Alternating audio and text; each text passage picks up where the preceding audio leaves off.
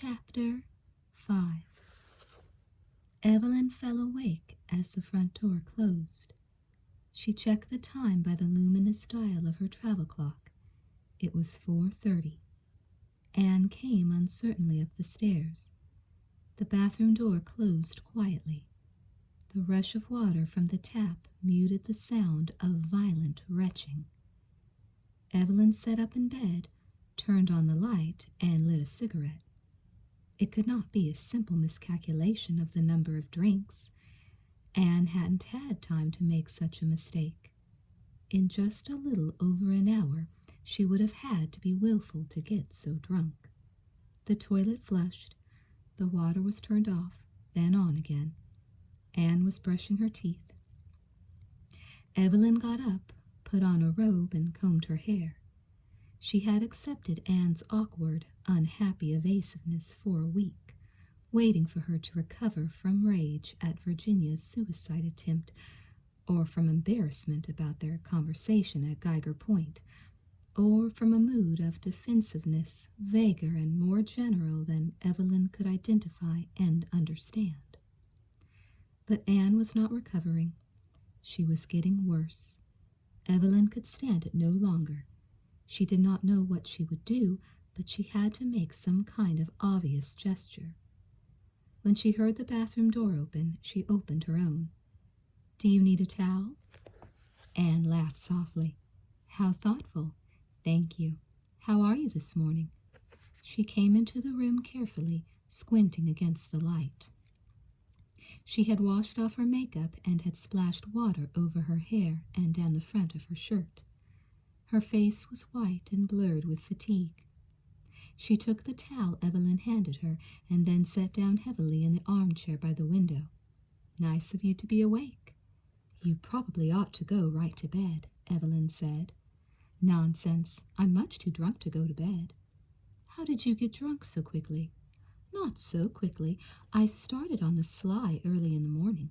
It's my day off. I can celebrate." "Because tomorrow's Thursday?" "Today's Thursday. At midnight, when all the stages turned into pumpkins, when the horses turned into rats, when not only little natural Gacella, but all the people at the party turned into paupers, the place was lousy with glass slippers. Then the real miracle occurred. Wednesday turned into Thursday. Every midnight is a fairy tale, the end of one." "So you celebrate every night?" "No, this is special. Today I'm celebrating the death of Kenneth Hurl, Jr., aged 2.5, on Wednesday, August 6th, survived by his parents, grandparents, and great-grandparents, and God knows how many other relatives and well-wishers." "Janet's baby?" "Janet's ex-baby. Please do not send flowers. Donations to a fund to pay the surgeon's fee for a successful heart operation may be addressed to—" "Thank God," Evelyn said quietly. It was over then. "Oh, I intend to. Mind you, I think he's a bit late. 2.5 years and several $1,000s ago, it might have been more useful. But I'm a practical sort. I'd like to send a donation to the Anti-Heart Fund for research on how to stop it quickly and cheaply. And we must write a poem. Have you got a newspaper? They have poems ready-made, just like TV dinners. A 3-course grief with rhymed gravy. I bet Frances has a bottle downstairs." "I have one right here," Evelyn said. "Are you a secret drinker?" "I wouldn't have thought so, but then I'm easily deceived. I can even deceive myself." "Do you want a drink?" "No, I don't want a drink." "Coffee?" "No, sober me up and I can't be sad." "Why not?" "At the club we have a name for people who bet with a man who's winning. We call them luck riders. I'm a grief rider. I have all this capacity for grief and nothing of my own to grieve about." "You don't grieve, you rage." "Do I? Well, I shouldn't. There's nothing wrong with the world." "Are you serious?" "Quite, if drunk. I'll tell you a secret. I don't believe in the signs, not really. But then I don't gamble either. I have a sign of my own. If you don't play, you can't lose. It's not a mass philosophy, you understand." "I don't think I do understand." "Oh, yes, you do," Anne said, getting up out of the chair slowly. And what's more, you approve. Never mind.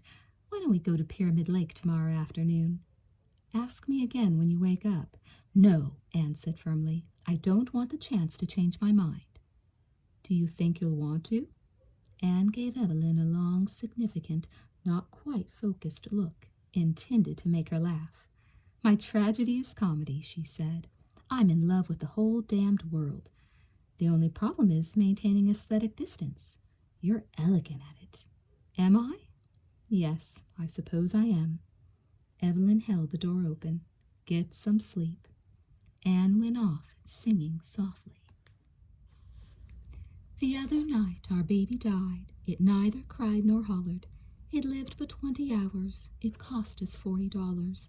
It was a lousy baby anyhow. We didn't like it anyhow. It died but for to spite us of spinal meningitis. Evelyn closed the door, cautious and regretful. Simple comfort was something you could not offer without risk to anyone but a small child. Yet adults needed it too. Where were they to get it? From lovers? From children? If you had neither, did you learn to live without it? She had learned. By now she was elegant at maintaining aesthetic distance from suffering and from delight that were not her own. If you don't play, you can't lose. She did understand. She did approve, didn't she? Anne was making melodrama of a death that did not belong to her. She was right to make fun of herself, but there was passion in this sparring, grieving, angry comic that had to find an acceptable disguise somewhere between sentimentality and brutality so that the world could decorously and sympathetically respond. She was just too truthful to make a success of it. Must I be careful? Evelyn snapped out the light and walked away from the question to the window where she lifted the shade. The tree-defined patch of dawn was sea gray, oddly oppressive, the tentative predication of a storm. Anne might be forced to change her mind about Pyramid Lake. Evelyn felt a quick, protesting disappointment. She very much wanted a fair day. The morning suffered only a fitful overcast. Above the city, the sky was occasionally quite blue, and by early afternoon the sun had consumed any alien possibility of rain. Evelyn worked, for the first time really grateful for the heat. The weather could break some other day. Anne knocked at her door at 3 o'clock. She was dressed in pedal pushers. Her hair was freshly washed. Her eyes had a young clarity of recent and heavy sleep. Well, you look quite recovered. I am, Anne said. Did I ask you to go to Pyramid Lake today? You did. And did you accept? I told you to ask me again when you woke up. I see, Anne said, and then paused with mock thoughtfulness. Well, I'm awake. Will you come? Yes. Frances is packing a picnic supper for us. You'll have to change. Have you got slacks and a suit? Yes. And some sort of jacket. There's sometimes a wind in the evening. Anne's energy quickened the ordinary preparations into importance and pleasure. She teased extra pieces of chicken from Frances, chose towels to match bathing suits, and sent Evelyn to the attic for a book of particular poems, Eliot if she liked, or Auden, but not Thomas, not Frost. Their landscape suffered in this particular out of doors.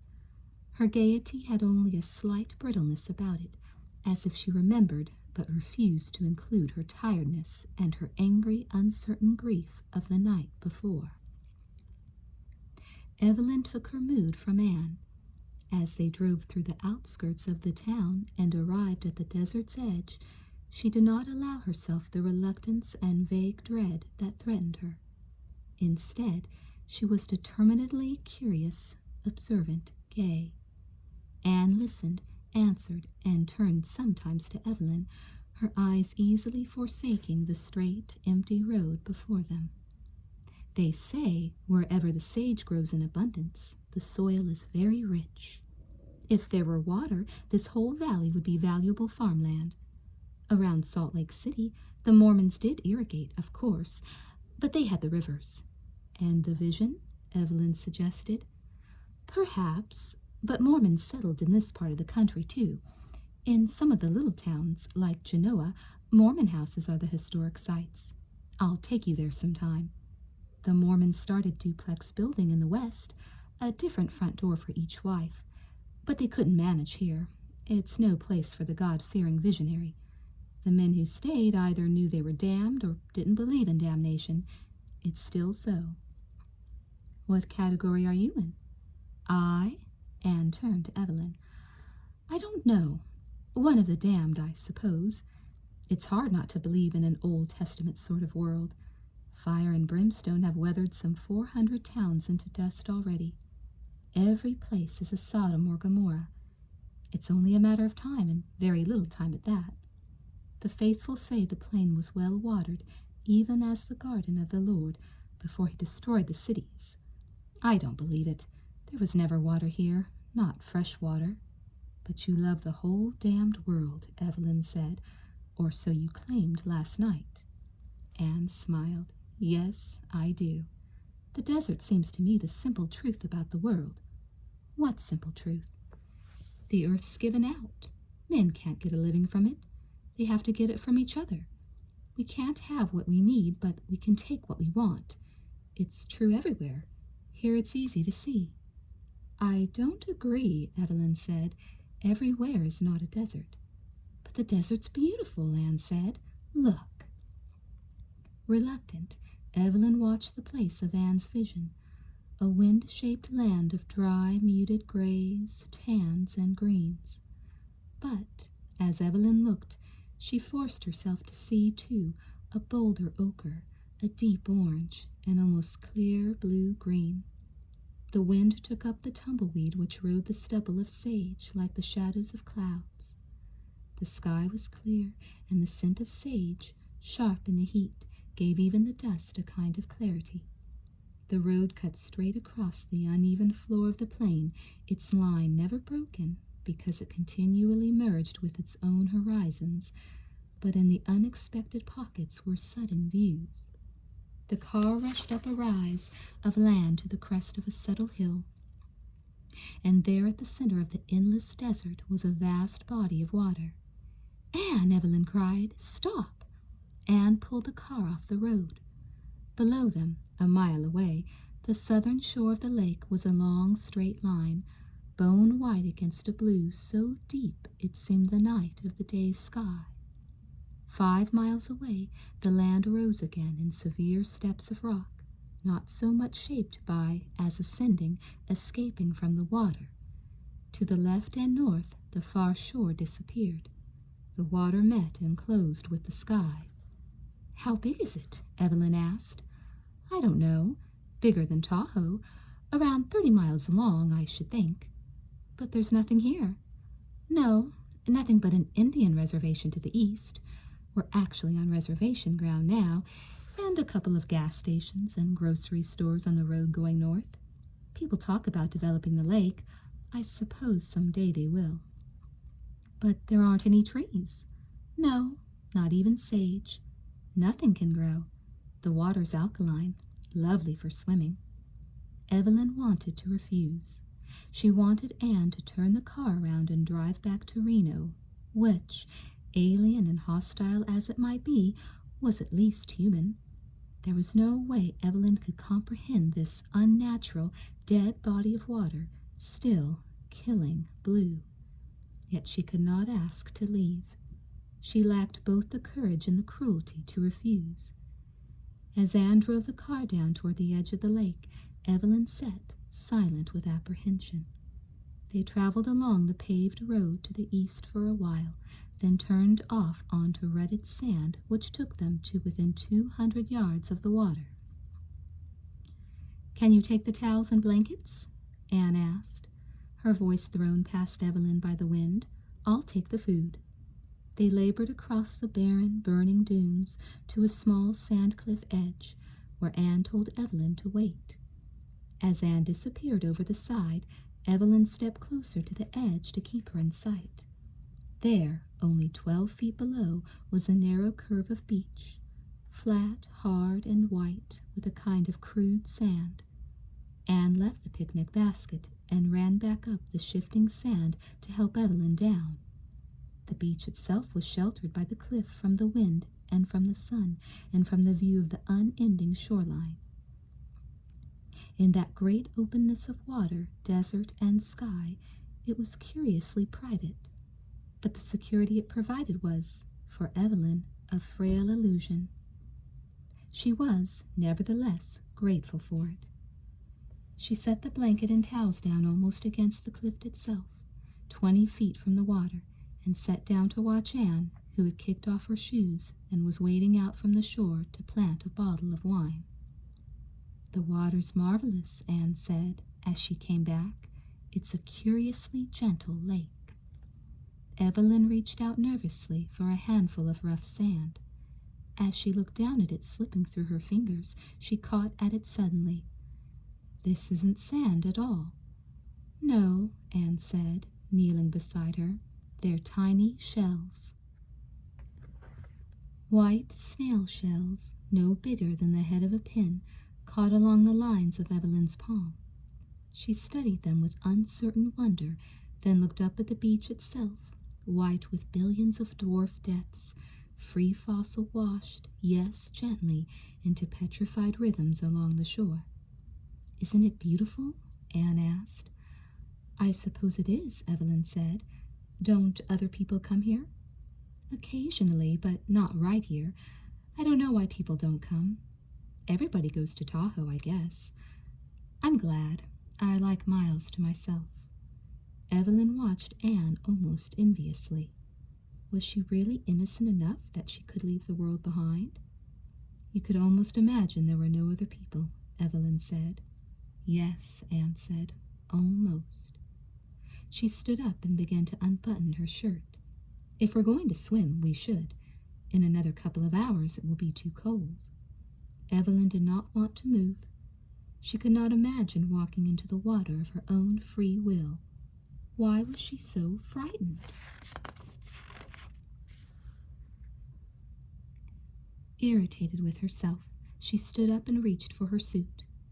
Anne, more quickly changed, waited for her at the edge of the water. Evelyn walked out of the shade of the cliff into the sun. She would not refuse. "Ready?" Evelyn smiled. Something of Anne's young animal eagerness touched her own memory. Evelyn had been a good swimmer, and even now, though her body had adopted the mannerisms appropriate to settled middle age, it was strong and capable. The water, as she looked right down at it, was clear and shallow, innocent somehow of its own great size.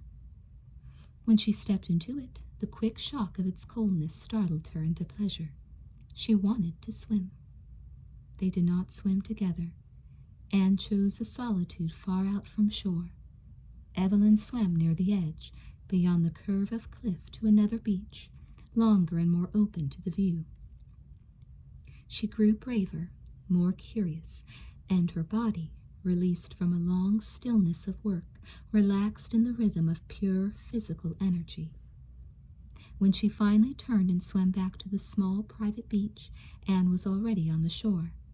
"You're a beautiful swimmer," Anne said. "You're a beautiful swimmer," Anne said. "I used to be. It's been years since I've done anything more than play in the surf." She took the towel Anne handed her. "I wonder why." Anne spread the blanket out near the water in the sun. "It's not too hot now. Are you thirsty? There's wine, coffee, or water." "Water! What an odd, good idea." Evelyn stretched out on the blanket on her back. The muscles in her arms and legs were tired, but the sun warmed and quickened her blood. "I feel simply marvelous," she said, as Anne lay down beside her. "It's nice here. I'm glad I came. An hour ago I wasn't sure." "Why not?" "The desert frightens me, I think. It looks too much like the seventh circle of hell. I'm afraid of damnation." "Why?" "Why?" Evelyn repeated, peering at Anne from behind her hand. She lay back again and closed her eyes. "I don't know. I've always supposed everyone is." "Well, they're not. I, for instance, am a hell of a lot more frightened of being saved." Evelyn chuckled. I'm serious, Anne protested. Virtue smells to me of rotting vegetation. Here you burn or freeze. Either way it's clean. Sterile, Evelyn said, and felt the word a laceration of her own flesh. I wonder, it's fertility that's a dirty word for me. Is it? Yes. I'm terrified of giving in, of justifying my own existence by means of simple reproduction. So many people do or try to, and there are the children, so unfulfilling after all. And they grow up to do nothing but reproduce children who will reproduce. Everyone's so busy reproducing that there's no time to produce anything. But it's such a temptation. It seems so natural. Another dirty word for me. What's the point? You'd have the human race die out? No, we'll multiply in spite of ourselves always. We'll populate the desert. One day there will be little houses and docks all along this shore, signs of our salvation. What would you have us do instead? Evelyn asked. Accept damnation, Anne said. It has its power and its charm, and it's real. So we should all get jobs in gambling casinos. We all do, Anne said, her voice amused. What do you think the University of California is? It's just a minor branch of the establishment. The only difference is that it has to be subsidized. Are you talking nonsense on purpose? No, I'm serious. You think nothing has any value? No, I think everything has value, absolute value. A child, a house, a day's work, the sky. But nothing will save us. We were never meant to be saved. What were we meant for then? To love the whole damned world, Anne said, delighted. In the destructive element immerse. Perhaps there's some truth in it. I might learn. I don't know. I'm old to learn, and I'm not sure I'd like a world without guilt or goodness. It might seem very empty. Like the desert? Yes, Evelyn said. She lay quiet then, the sun a dark heat against her closed eyes. She felt Anne turn and sit up. Guarding her face from the glare with her hand, Evelyn opened her eyes. Anne was looking down at her. Have you ever been special assistant to the dean? No, Evelyn said. As Anne bent down toward her, Evelyn took hold of the soft, damp hair at the back of Anne's neck and held her away. But as Evelyn looked at the face held back from her own, the rain-gray eyes, the fine bones, the mouth, she felt the weight and length of Anne's body measuring her own. Her hand relaxed its hold, all her flesh welcoming the long embrace. But simple physical desire could not silence her recovering brain. Slowly, carefully, almost painfully, she turned Anne's weight in her arms until she could withdraw. I live in the desert of the heart, Evelyn said quietly. I can't love the whole damned world. Love me, Evelyn. I do. But you don't want me? Evelyn looked at Anne, the child she had always wanted, the friend she had once had, the lover she had never considered. Of course she wanted Anne. Pride, morality, and inexperience had kept her from admitting it frankly to herself from the first moment she had seen Anne. Guilt and goodness must now keep her from admitting it to Anne. No relationship is without erotic feeling, Evelyn said. She had heard it somewhere at a cocktail party, an academic cocktail party. Someone else had added, as she added now, but that doesn't necessarily mean it has to be acted upon. Anne looked away. I'm sorry, Anne. Evelyn wanted to say something else, to explain, to justify. I'm married, Anne, she wanted to say. I mustn't, I can't. But George could hardly save her now. He was not even a conventional excuse. I don't know anything about this sort of thing, she wanted to say, but it was not true. If she had never actually made love to another woman, she was intellectually emancipated in all perversions of flesh, mind, and spirit. Her academic training had seen to that. Forgive me, Anne, she might say, but Evelyn did not really want to be forgiven. She sat up and stared across the lake to the naked rock of the northern shore, to the sky which only a few moments ago had been a clear, empty blue. Is that a storm blowing up? Maybe, maybe not. It's pretty far away. A fresh, damp gust of wind came in off the water. We probably ought to eat. Are you hungry? Yes, I think I am, Evelyn said. She watched Anne wade out for the bottle of wine, that young, beautiful body she had so carefully admired an hour ago to take her mind off the terrors of the landscape. Its sudden erotic power bewildered and offended her, whose taste and decorum usually governed her private thoughts as firmly as they governed her public living. Evelyn blushed with impatience and embarrassment. Physical response was no more significant than a hiccup, a sneeze, a twinge of gas, functional disorders which caused discomfort but not alarm. If she were to mistrust her own psychic health and morality every time she crossed her legs during the ballet or the reading of a French novel, she would keep a psychiatrist and a minister as busy as a hypochondriac keeps a doctor. It was not important. To exaggerate a single kiss into significant guilt was a real loss of aesthetic distance. And Anne was not a child. It was no traumatic experience for her. Anne had found the bottle and was wading ashore. She did not force her steps. She moved with a slow, unconscious grace. Evelyn turned away and looked for a cigarette. "Are you getting cold?" Anne asked. "Shall we change?" "I'll just throw a jacket over my shoulders." Their conversation during the meal was desultory and inconsequential. Anne was being entertaining. Evelyn, reluctant to ask Anne to control the situation, was nevertheless grateful to be moved in time and mood farther and farther away from the moment. Sudden, near lightning startled them both, and, as the first large drops of rain fell on the beach, they hurriedly gathered their belongings and started toward the car, leaving their unimportant intimacy like a scrap of paper on the empty beach. "May I drive?" Evelyn asked as they reached the car. "Sure, if you like," Anne said, handing her the keys. The wheel, firm and restricting in Evelyn's hands, gave her back a simple feeling of authority and independence. She was in control, and she had an excuse to keep her eyes away from the vast expanse of desert, away from Anne, careful on the long, straight road back to Reno. Evelyn wanted to keep the storm behind them. Her foot hard on the accelerator, she drove toward the sunlight to the south, toward the open blue of the sky, but it was a losing race. The storm bellied over them, beyond them.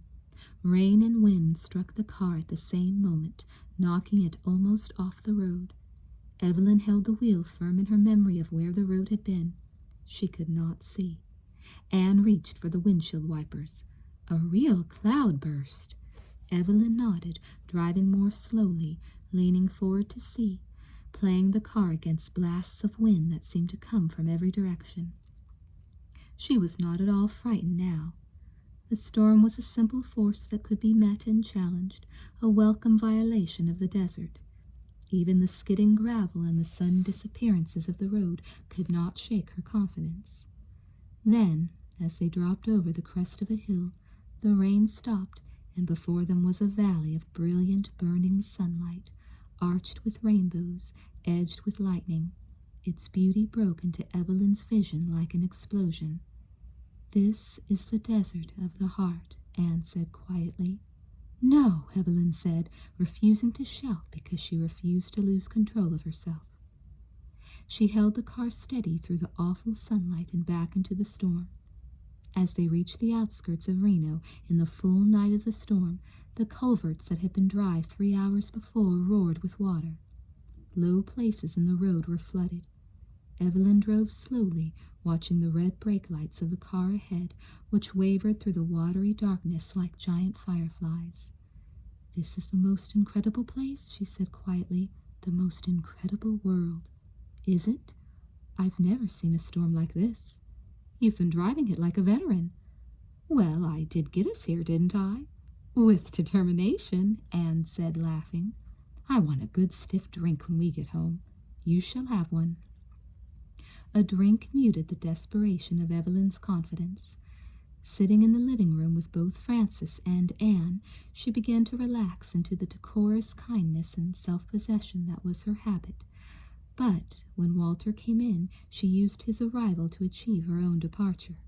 She went to her room, which was now familiar as well as impersonal, cell and sanctuary, a comfort as ambiguous as her work, which she turned to at once.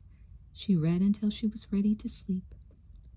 Evelyn's dreams that night were literally pedestrian.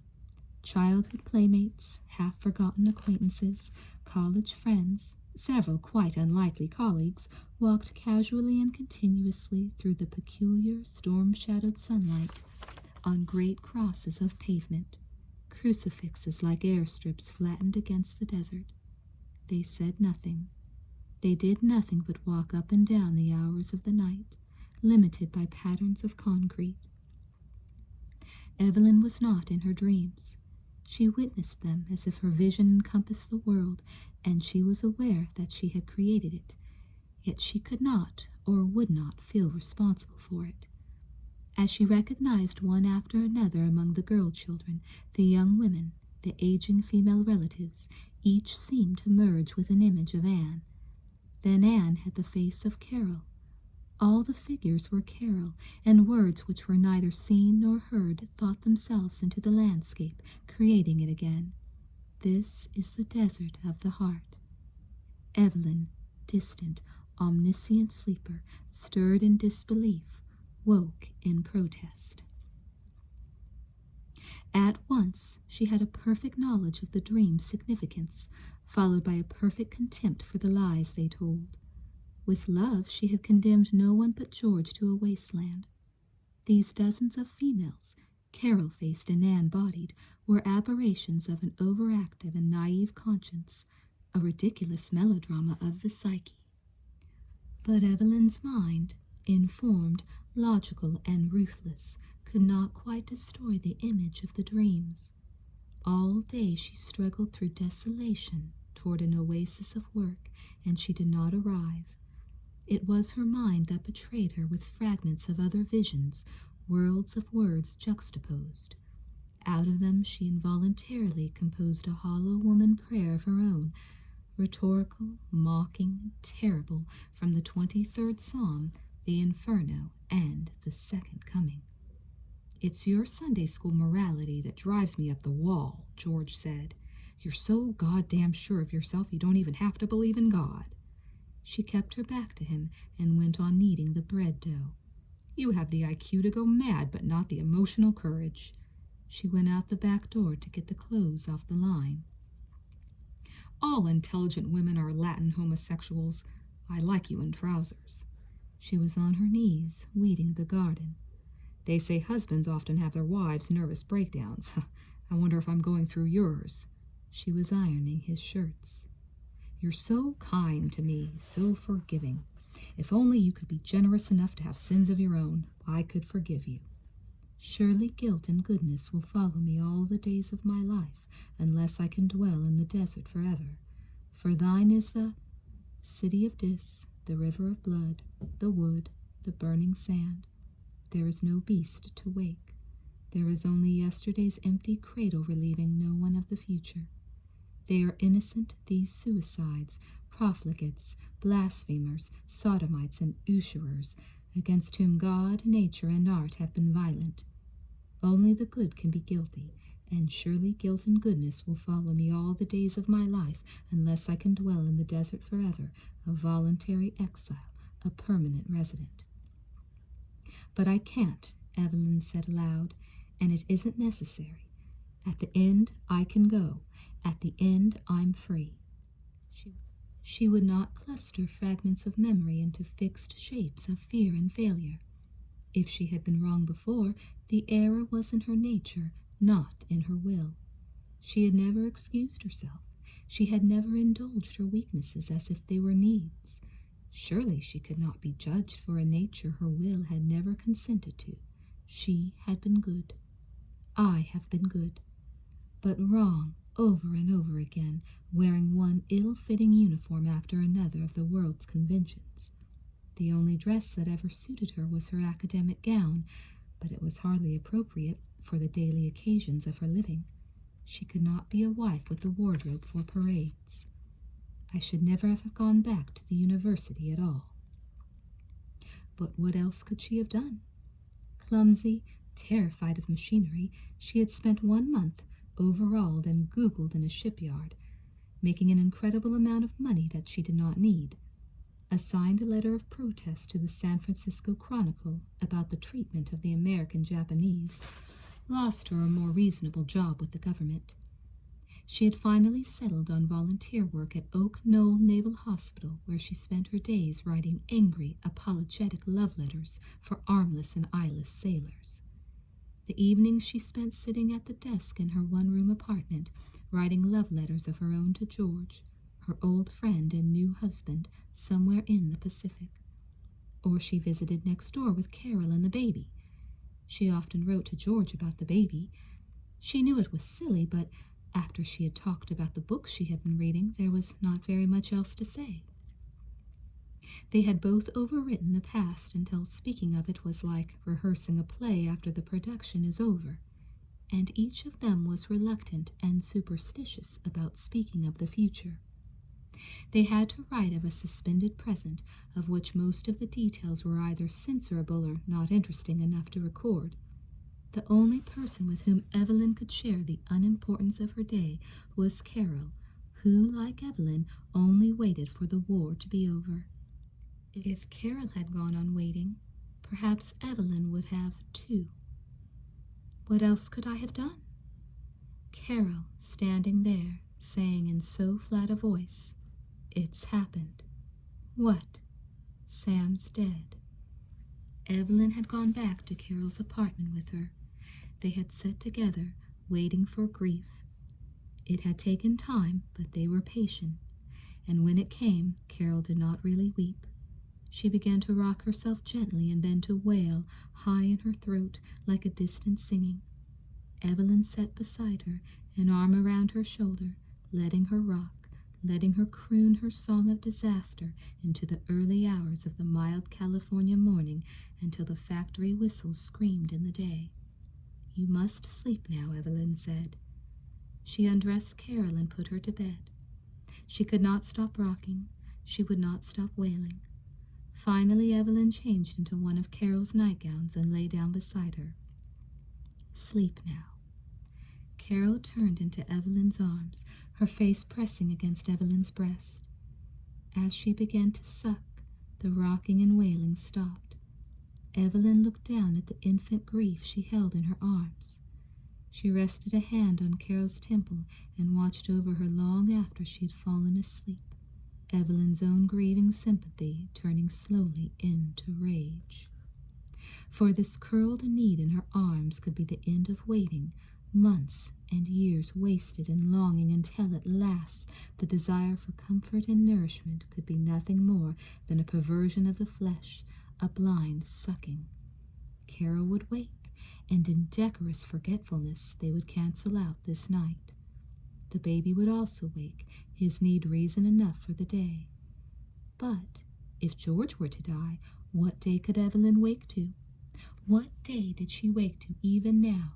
The meaning of her life depended upon a man she had not seen and would not see for months, might never see again. There was no role to play. There was no marriage. Not now at this moment. And this moment was all there might be for her or for George or for anyone. If George were teaching, if George were writing a book, his coffee, his shirts, his card catalogs would be purpose enough for Evelyn. But he was not teaching and writing. He was on an island somewhere, waiting to kill or to be killed. He could not help it. She could not help him. Even his underwear was the business of the United States government. "Then I'll teach. I'll write. I'll make a world for you." She had been wrong. It was not a world for George. It was a world for herself, but she had not meant it so. That first week after Sam's death, a letter had arrived from George. Evelyn did not know what to do with it. She went to her own apartment almost guiltily, Not so much to find privacy, to read the letter as to hide it from Carol, but Carol followed her into the room. "Letter from George?" she asked. "It's all right. I had one from Sam, too. Even dying takes a while by mail. I wonder how many more will come." "George isn't dead," Evelyn said angrily. "I'm sorry," Carol said. "Evelyn, I'm sorry." They had forgiven each other, but their absent husbands, who had once made up a part of their friendship, became an awkwardness between them. Sam forming the large letters of his cancelled future, George minutely and conservatively reporting the present. Carol, for Evelyn's sake, did not speak of Sam, and Evelyn, for Carol's sake, did not speak of George. The silence gave the two women a reserve that perhaps protected them from an intimacy they did not quite forget and did not really wish to remember, and it may also have helped Carol to give up her memory of Sam. It forced Evelyn to move George from the center of her concern into the few quiet corners of the day that she could save. At first, she had found it difficult, but gradually, after she had returned to the university and was busy with teaching and preparing for her PhD examinations, George's minor role in her life seemed quite natural. She had, after all, lived with him only several months before he had gone overseas. Before that, she had been a student again, working in a world she understood and valued. Evelyn was really very happy. With the baby, Carol could not work, but she needed money. Evelyn needed time, so she paid the grocery bill, and Carol did the cooking. It was pleasant to come home to a meal already prepared, to see the baby, to tell the day, and then to settle to work. Sometimes Carol went out. Evelyn enjoyed that too, for often, when she was alone with the baby, she allowed herself to imagine her own children.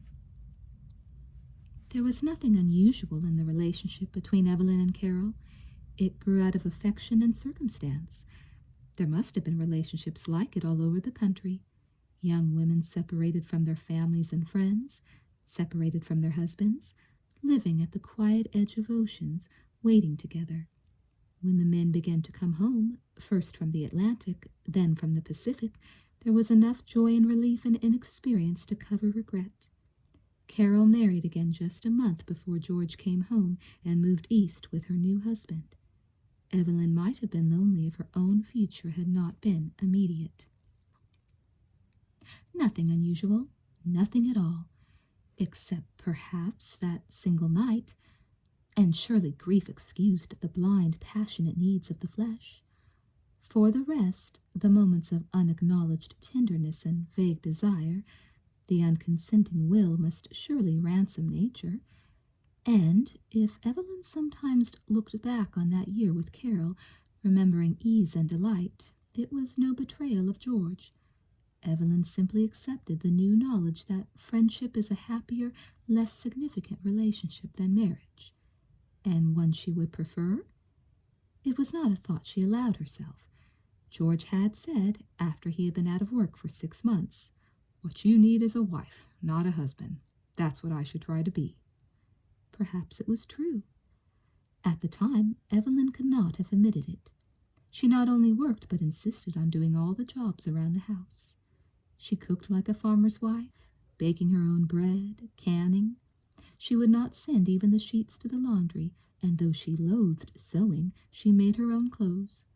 If she could not bear a child, there were 100 other conventions through which she could prove she was a woman, and George would never have played wife. They were very alike, really, she and George. He had frenzies of building cupboards, mending the roof, chopping wood. They lived in the middle of Berkeley as if they were homesteading 1,000 miles from civilization, yet nothing they did could cancel the central failure each felt in himself and in the other. "So we've given up. We've admitted it. I've admitted it. What difference can anything make now?" As some people cannot smoke, as others are poisoned by alcohol, Evelyn could no more than entertain despair as a habit of mind. Even as she scorned the old image of herself, she could not give it up until she could find another to replace it. And, though her mind admitted a number of possibilities, her imagination continually faltered. Sitting across the dinner table from Anne, Evelyn studied her with the intensity and distance she might have given a painting. What she saw was no longer an imperfect reflection of herself, but an alien otherness she was drawn to and could not understand. Evelyn did not know any longer who she was. Perhaps she had never known. Perhaps her identity had always been made up of bits and pieces of other people, her thumbs, her collarbone, her ears, her left-handedness, even the tones of her voice dictated by the random and absolute coupling of genes. Her tastes and her moods had been handed down to her from a great uncle, a second cousin, a father. Not exactly handed down. Everyone was the common property of inheritance. The self was, surely, the will that shaped the arbitrary and meaningless fragments into identity. The will chose. Or was it, too, dictated to by an inherited morality?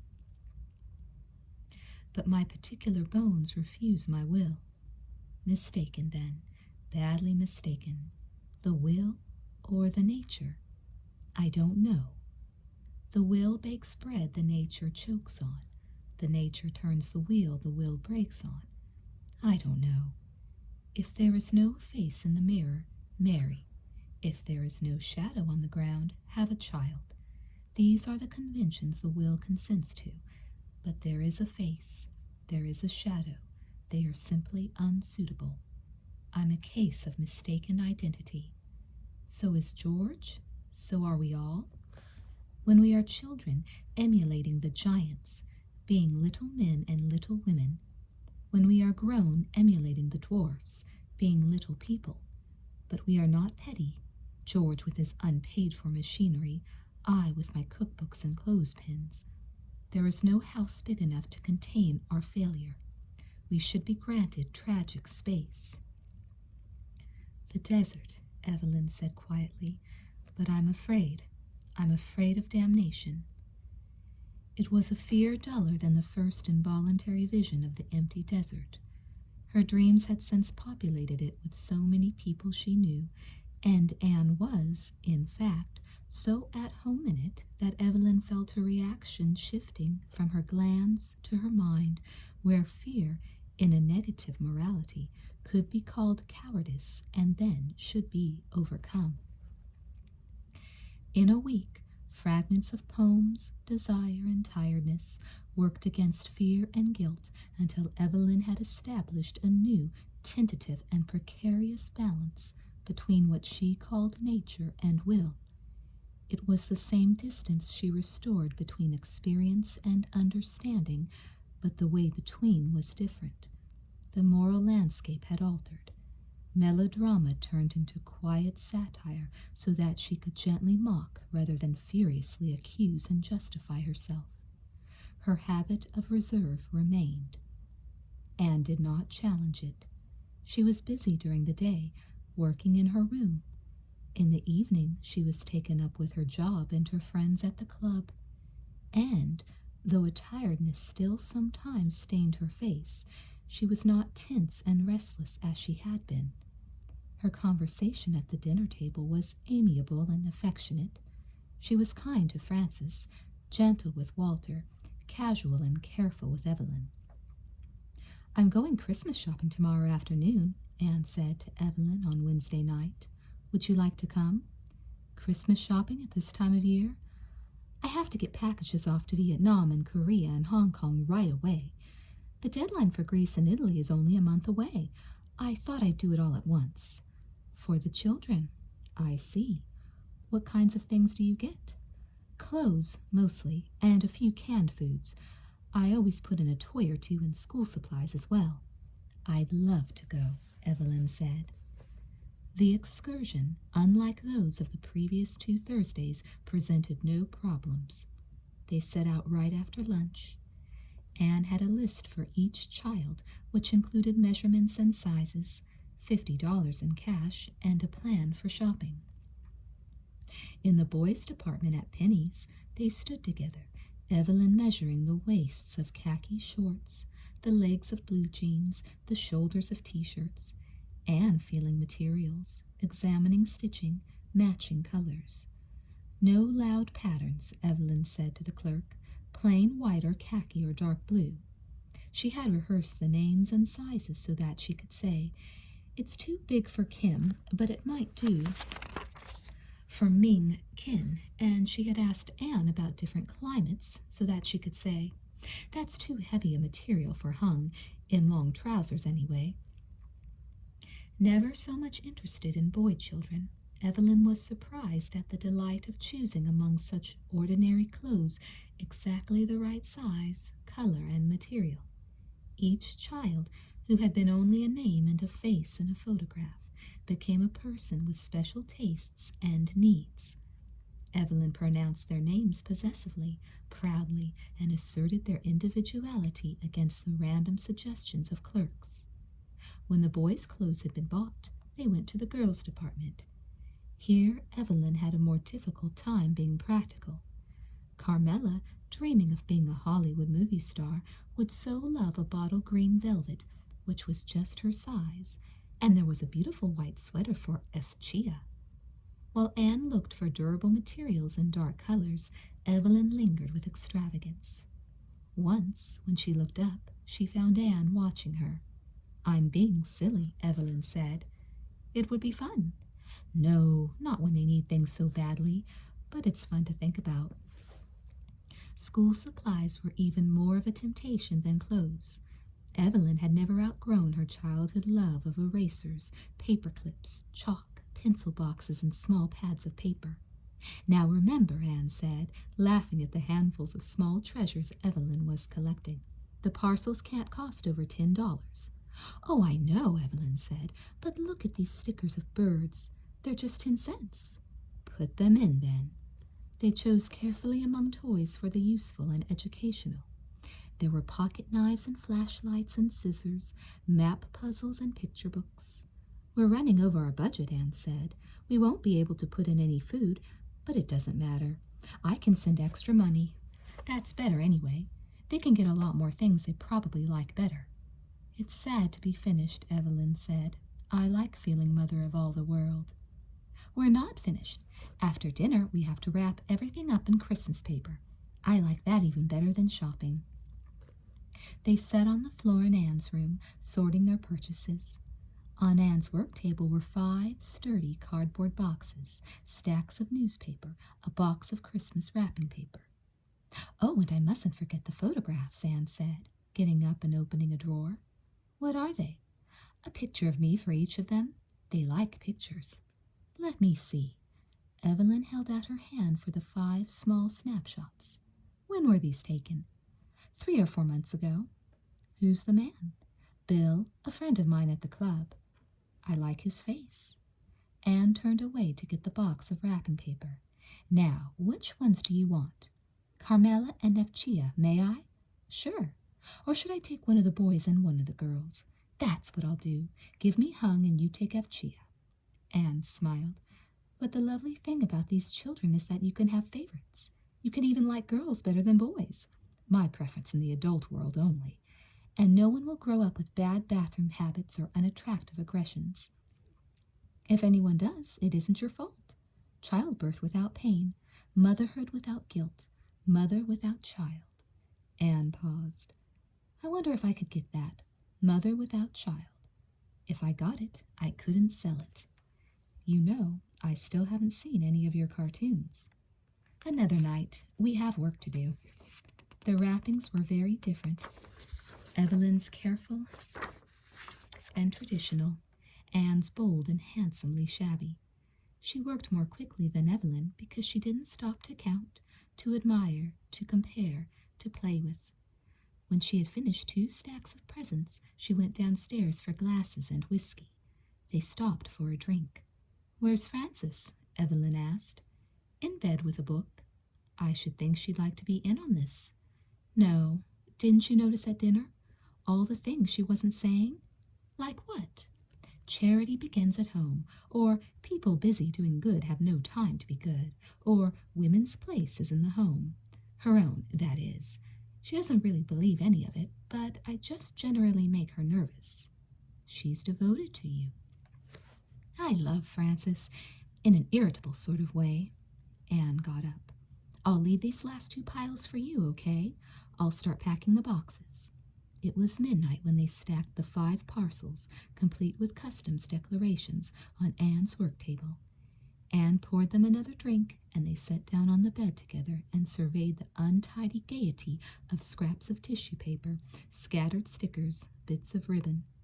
Evelyn reached down to pick things up. Don't bother, I'll do that in the morning. I like the mess. What an extraordinary, ordinary day, Evelyn said, leaning back against the wall, like bringing water to a picnic. Tired? Not exactly. Are you? No, Anne said. You look terribly uncomfortable. I am. I like standing up or lying down. Lie down, then. Here, I'll move.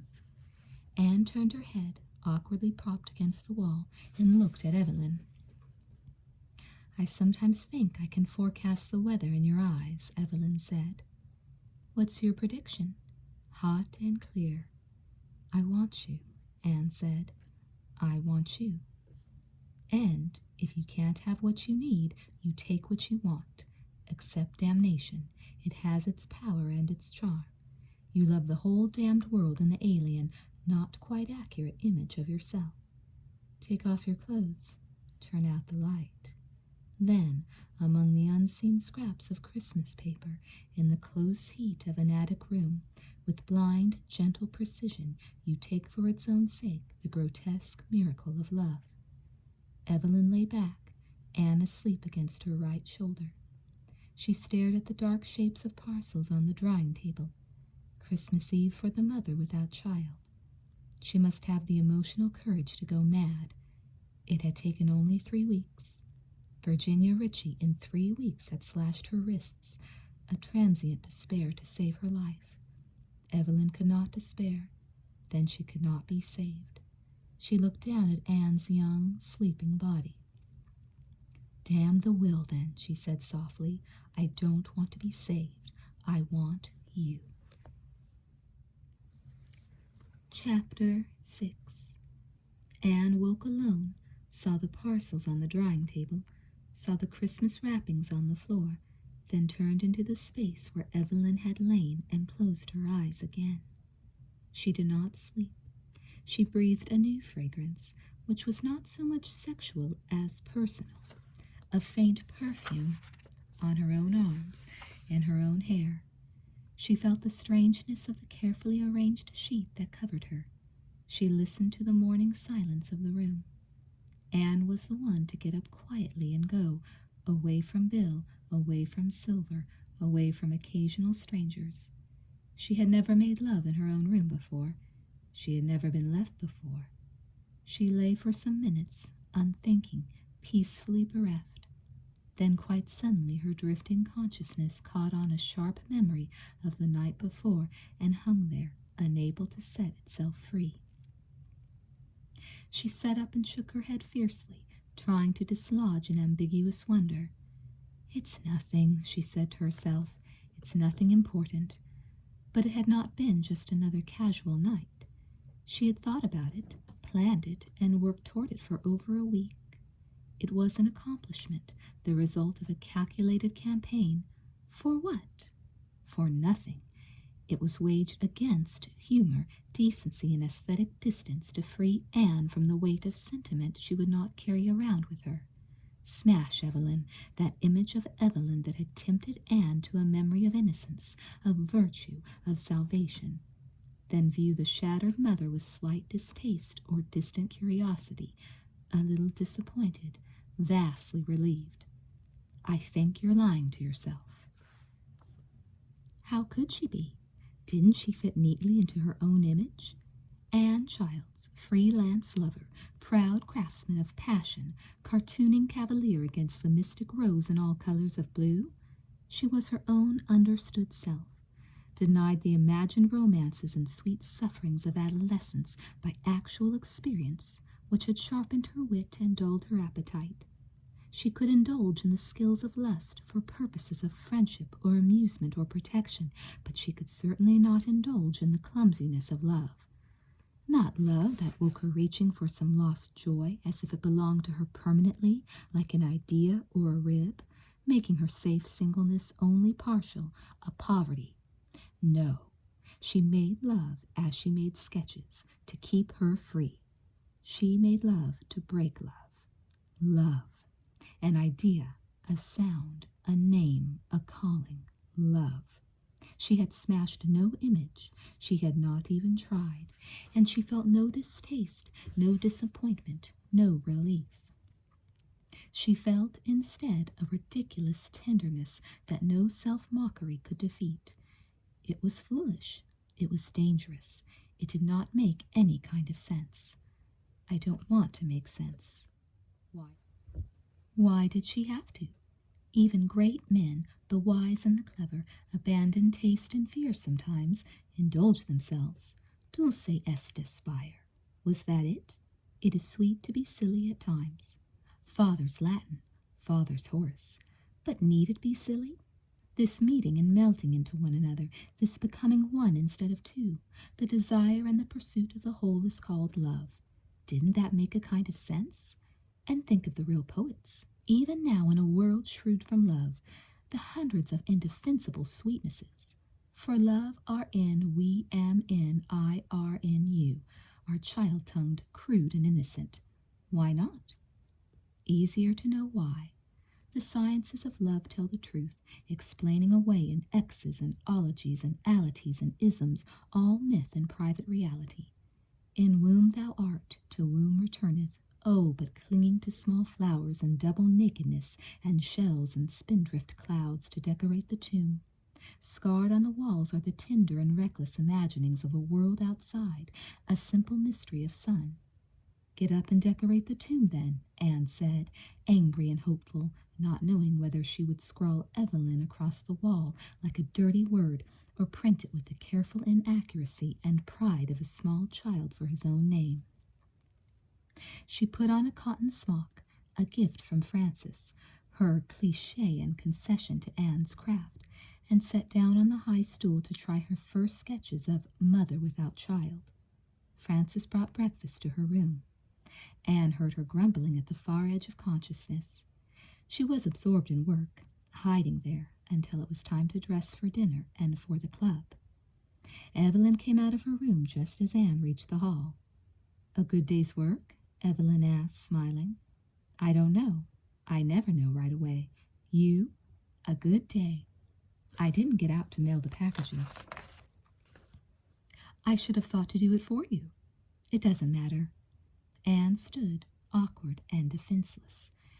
If Evelyn had been either indiscreet or distant, she would have known what to do. But decorum was a climate in which Evelyn lived. Within it she could move with a kind of candor Anne could neither imitate nor reject, and she had no attitude of her own. She did not know what to feel. "Will you have a drink with me tonight when you come home?" "You'll be asleep." "Wake me then," Evelyn said, unsuggestive, direct. Anne nodded and turned away to the stairs. They walked together into the dining room where Frances and Walter were already waiting for them. "You look absolutely sweet today," Walter said to Anne. "Are you in love?" "She's had a decent night's sleep," Frances said. "And a good breakfast. That was good coffee, Frances." "You see, there is something wrong with her," Walter said, turning to Evelyn to find an ally. "You're projecting," Anne said. "I am not. I'm in a miserable mood, not a bit sweet." "What's the matter?" Evelyn asked. "I've been jilted. Again, the second time in one summer. Last time I could blame it on Anne's car. This time, I haven't even that excuse. And everybody here's been ignoring me as well. Tonight, Mother won't even go to the movies with me. When a man can't get his own mother to go to the movies with him." "I don't like sad movies," Frances said. "If you go to something cheerful. When I'm suffering, Evelyn, will you go to the movies with me?" "I ought to work." "Sure, I'll go to the movies with you." Anne smiled quickly to conceal an unreasonable envy. After all, If she had wanted to spend time with Evelyn, there had been the whole day, and if she chose, she could spend what was left of the night. If she chose. Why was it that Walter could always find needs simple enough to be answered, if not by one person, then by another? He took what there was, a car, an absent-minded affection, a piece of pie, and took only reluctantly what was offered or asked for something else. And when she got what she wanted, she almost always managed to be suspicious of her need or the gift itself, in this case, both. Anne looked over at Evelyn. The wry celebration of images had left her head. Only the questions remained. Evelyn looked back at Anne and smiled. Then she turned her attention to Walter again, willing to explore with him his cheerfully broken heart. Anne left them over coffee, engrossed in amiability. Silver was waiting for Anne by the board. "Have you heard? It worked. Janet's been fired." "Bill can work miracles when he puts his mind to them," Anne said, grinning. "When did it happen?" "Yesterday. They sent her a telegram. Bill doesn't know exactly what it said, but they gave her enough to cover all kin lost that night, as well as medical expenses." "Did Bill say anything about how he worked it?" "All the floor bosses went in together. They weren't in there more than 5 minutes. The old man just said, 'How much?' and that was that. Glory be to Hiram O. Dix. Joyce is moving into your locker with you. For a straight bitch, she's not a bad kid, you know." "She's fine," Anne said. "I like her. I better go down." "I'll go with you," Silver said. "You free this weekend?" "Well, yes and no. What's on your mind?" "You." "Joe's gone down to the city for the weekend to buy his Adler elevators for the wedding. I thought maybe I ought to do some shopping, too. Buy something wifely and useless, like a dress." "How do you think I'd look in a dress?" "Just a plain, old, ordinary dress?" "That's it. Both breasts covered and a zip up the side." "I can't imagine. But I'm counting on you to help." "I suppose I have to. I'm your maid of honor." "What a title for the little fish," Silver said, shaking her head. "So we'll go shopping tomorrow afternoon, and, as a reward, I'll take you home with me tonight." "Why not make it tomorrow night? I'd have to pick up some clothes to go shopping." "We can stop by your place in the morning, and, if you're very good, you can stay tomorrow night, too." "I don't know about both nights, Sil." "It's the last weekend we'll have, love. Remember your principles." "Oh, yes, my principles, my honor." Anne frowned. "I'll get my hat and meet you at the locker." Joyce was already at the locker, remaking up her eyes and smoking a cigarette at the same time. "Silver tell you about our hero?" she asked, as Anne reached in for her hat and apron. "It's good, isn't it?" "Good for Janet." Anne looked at Joyce sharply. "What's the matter with you?" "I lost every sow I made last week, so I'm doing the landlady's laundry and cleaning this week to pay the rent, and I borrowed for the groceries." "You're a fool," Anne said. "I like sympathy. If you get hooked, you might as well quit." "Well, if the old boy would like to fire me for 5,000 or 6,000, I might just consider it. Too bad I don't have a kid with heart trouble." Anne's anger rose slowly enough so that she did not have time to reply before Joyce added, "Mine's a healthy little bastard." "How old?" "More or less, just out," Joyce said, grinning. "He'll be 6 weeks on Monday." "No wonder you had a rough first night." "I meant to thank you for that, you know," Joyce said. "I could have lost the job." "Let's go, girls," Silver said, standing at the end of their row of lockers. "We don't want to get there after all the money's gone." They were all in the corral for another week, but Anne worked her ramp alone. Joyce had taken Janet's place under the covered wagon. Anne looked over, missing Janet, who always doled out change as if she were giving the neighborhood kids money for the good humor man, her natural generosity threatened by a frugal frown, which had been her perpetual expression. She worried about people. Anne wondered how she had taken old Hiram O's generosity. She had probably wanted to refuse it, but her pride and principles would not have been as strong as her concern for kin. That was the saving grace of morality, even the strongest sort. It always gave way to need or love. Anne heard Evelyn's voice asking, "Are you talking nonsense on purpose?" Janet might have asked the same question. Hers, like Evelyn's, was a purgatory logic, seated in a pious mother by the gentle guilt of a father, born into a small town, brought to crippled fruit. Anne's silent rhetoric hurt her guts. Neither of them would ask that question now. Conversion, in one form or another, was inevitable. Perversion, in one form or another? "Take, eat," said the serpent, a communion with good and evil. She and Walter had looked up evil in the dictionary one night and had found, among other things, that which hinders prosperity and diminishes welfare. Whose prosperity? Whose welfare? Anne looked down at her hard-working customers, paying off in seconds that 2.5-year-long debt. Frank's Club thanks you also for its oil fields and community concerts, its gold-paved driveways and its scholarships, its private senators and its public laws. Frank's Club thanks you, but Janet never will. The best thing she knows how to do is pray for you. How many want to be saved? There were hands up on all sides of Anne, signaling luck, waving bills for change. An argument broke out at one end of the ramp between two men over the right to a machine. Anne settled the dispute without having to call a key man.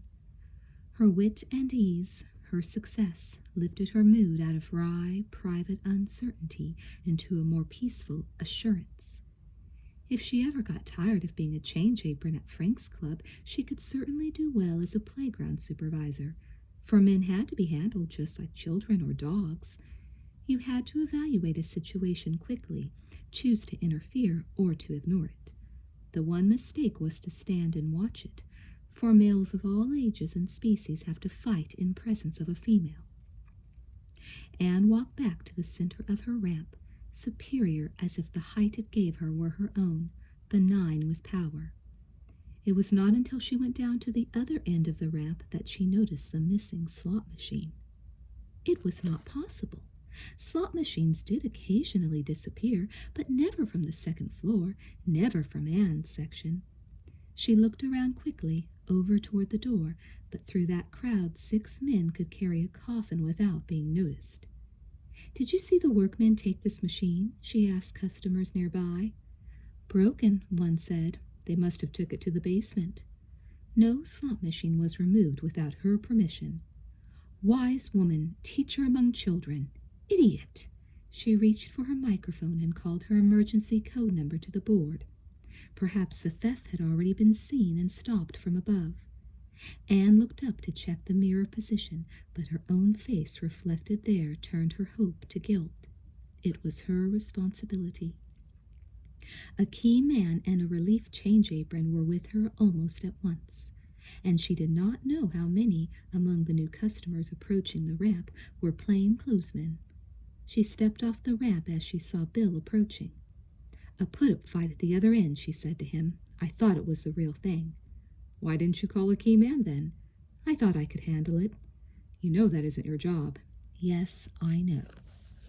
She did not resent his anger. It was a matter of pride as well as importance to keep anything of this sort from happening. He was no angrier with her than she was with herself. She answered his questions as accurately as she could, repeated her answers, admitted discrepancies of detail. She even tolerated suggestions that she might, in fact, be involved in the theft.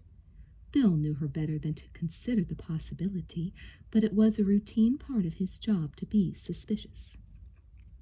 The fact that he loved her and that she had hurt him made him only a little more brutal than was necessary. After talking with Bill, after reporting to a security officer, Anne was allowed to return to her position. She had missed her long break. The crowd was heavy, almost as heavy as on a Saturday night, and, as Anne walked back and forth, both rushed and nervously alert, her back burning, she felt an undefined hostility in the crowd. Demands for change were curt. Jokes had an edge of malice, and faces, unless she could look directly into them, were sinister and grotesque. Something in the peculiar artificial light, in the coolness of the air conditioning, distorted the sun-tanned, summer-sweating skin of perfectly ordinary people. They were perfectly ordinary people, Anne reminded herself again and again, countering this new mistrust which was sometimes close to fear. It was not even extraordinary that, in a crowd of this size, there were crooks. Some hospital attendants stole drugs. Some bank managers embezzled money. There were aldermen who helped themselves to the collection plate. Why did she try to defend the club? It was an argument she had lost half a dozen times with Francis. Take an ordinary man, Francis would say. Better still, take a man honest enough to walk 3 blocks to return too much change to a clerk in a drugstore. What would he do in Frank's club? And Francis was right. He'd have no compunction about trying to cheat any change apron out of a few dollars. Part of the excitement for the tourist was his feeling that he had crossed the moral boundary of society as he crossed the threshold of a gambling casino. The fact that the reputable casinos were operated on a code of honesty more rigid than in any bank made no difference. No public relations scheme would ever destroy the myth that a gambling casino is run by gangsters, staffed by petty criminals whose only purpose is to trick a man, to cheat him, to steal his money. And who's to say they aren't gangsters? Francis would demand. Who's to say you aren't a petty criminal? Francis would say Anne got what she deserved. Any man had a perfect right to trick, cheat, and steal back as much as he could get. That was a 10 I gave you.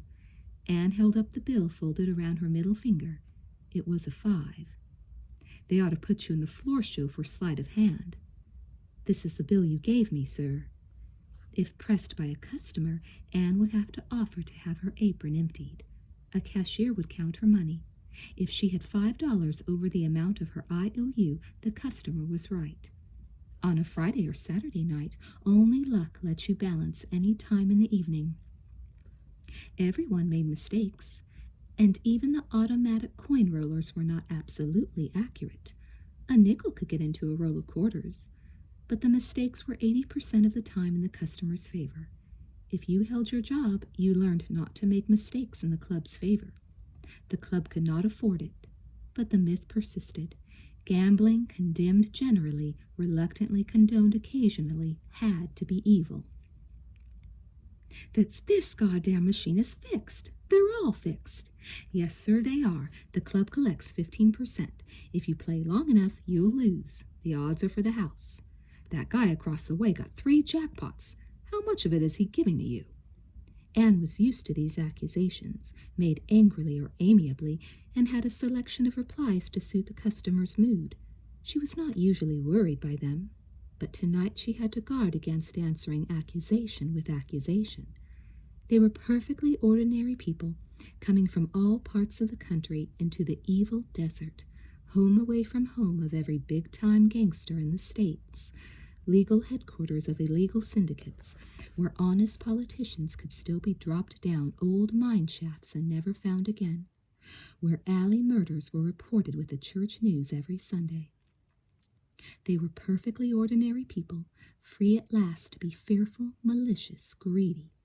Then home they'd go to the good, green, well-watered plains of the Lord to tell what they had seen, the coarse women, the obsessed men, the deserted children, never guessing that these picturesque inhabitants were tourists like themselves. They were perfectly ordinary people. You had to love the whole damned world to love anyone at all. Hear you're giving away slot machines tonight, the relief said as she stepped up onto the ramp. Only to old customers or relatives, Anne answered. I've got 5 extra minutes for you if you'll give me a share in your cut. You can have everything I get out of it.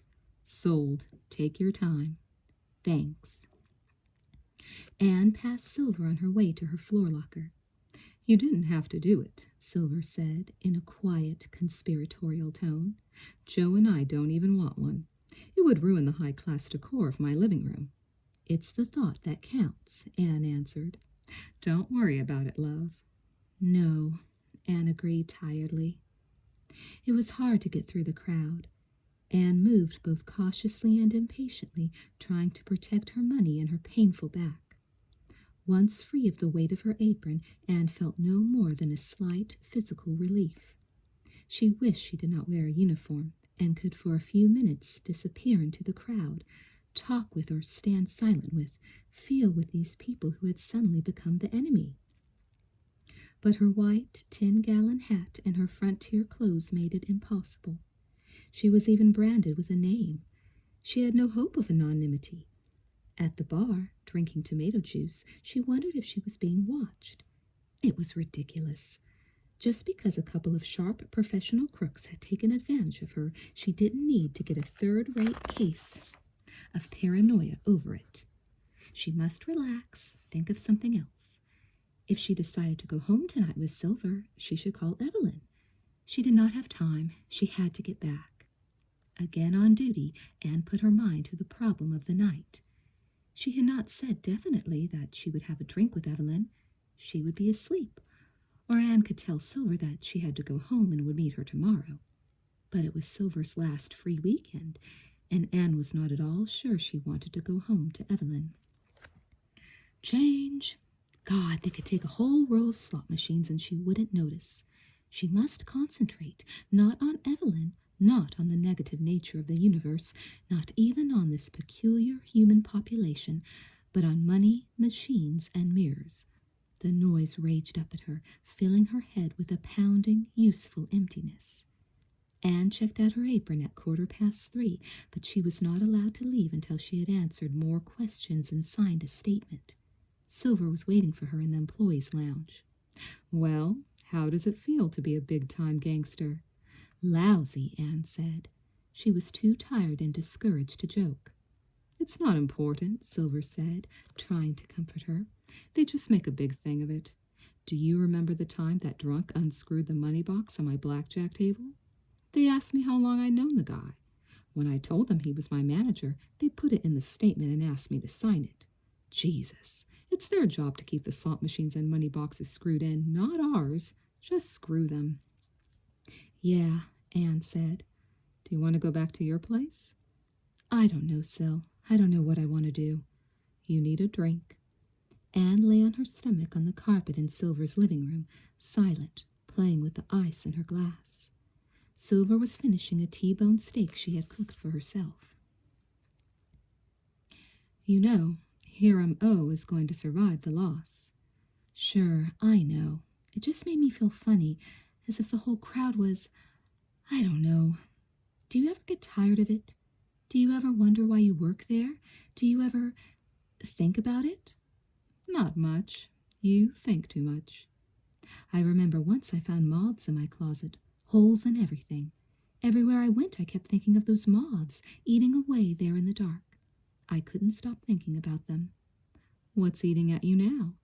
"I don't know, just things in general." Silver got up and walked over to Anne. "Come on, roll over and give us a foot." Anne rolled over on her back and offered her right boot to Silver. "Now the other one. You know, you could live with Joe and me if you wanted to." "What?" "But you don't want to, I know." "I've got a place to live." "To eat and sleep. And work, that's all I want." "I'm going to tell you something, love," Silver said, kneeling down beside Anne and beginning to undo her belt, "and you're to shut up until I'm finished. I'm not promising. Look out for my drink. I'm looking out. You're the one who ought to be looking out. You're about to get hooked, little fish, hooked and landed. I want you to make damn sure the bait you swallow is what you want." "Look who's talking about getting landed." "I'm talking because I know," Silver said with real fierceness. "You need somebody, whether you know it or not. I watched you play around with the idea that it might be Bill. He's a nice guy. I was sorry for a while that it didn't work out. Then Joe said to me he isn't smart enough for her. She'd ruin him in a year." "Thank Joe for me, will you?" "Sit up," Silver said. She had unbuttoned Anne's shirt and was about to take it off. "Now it's this Evelyn Hall. I haven't anything against women, and I don't know her, but I know you. Lie down." Silver took hold of Anne's trouser legs and pulled. "How smart is she?" "Very." "How good is she in bed?" "Well." "And how disappointed were you when you found out that she really wanted to go to bed with you after all?" "What do you mean?" "Love, When little boys want to marry their mothers, they have a hard enough time of it, but they manage. When little girls want to marry their mothers, I thought you said you charge for analysis. How much is this going to cost me? I want to be sure I think it's worth it.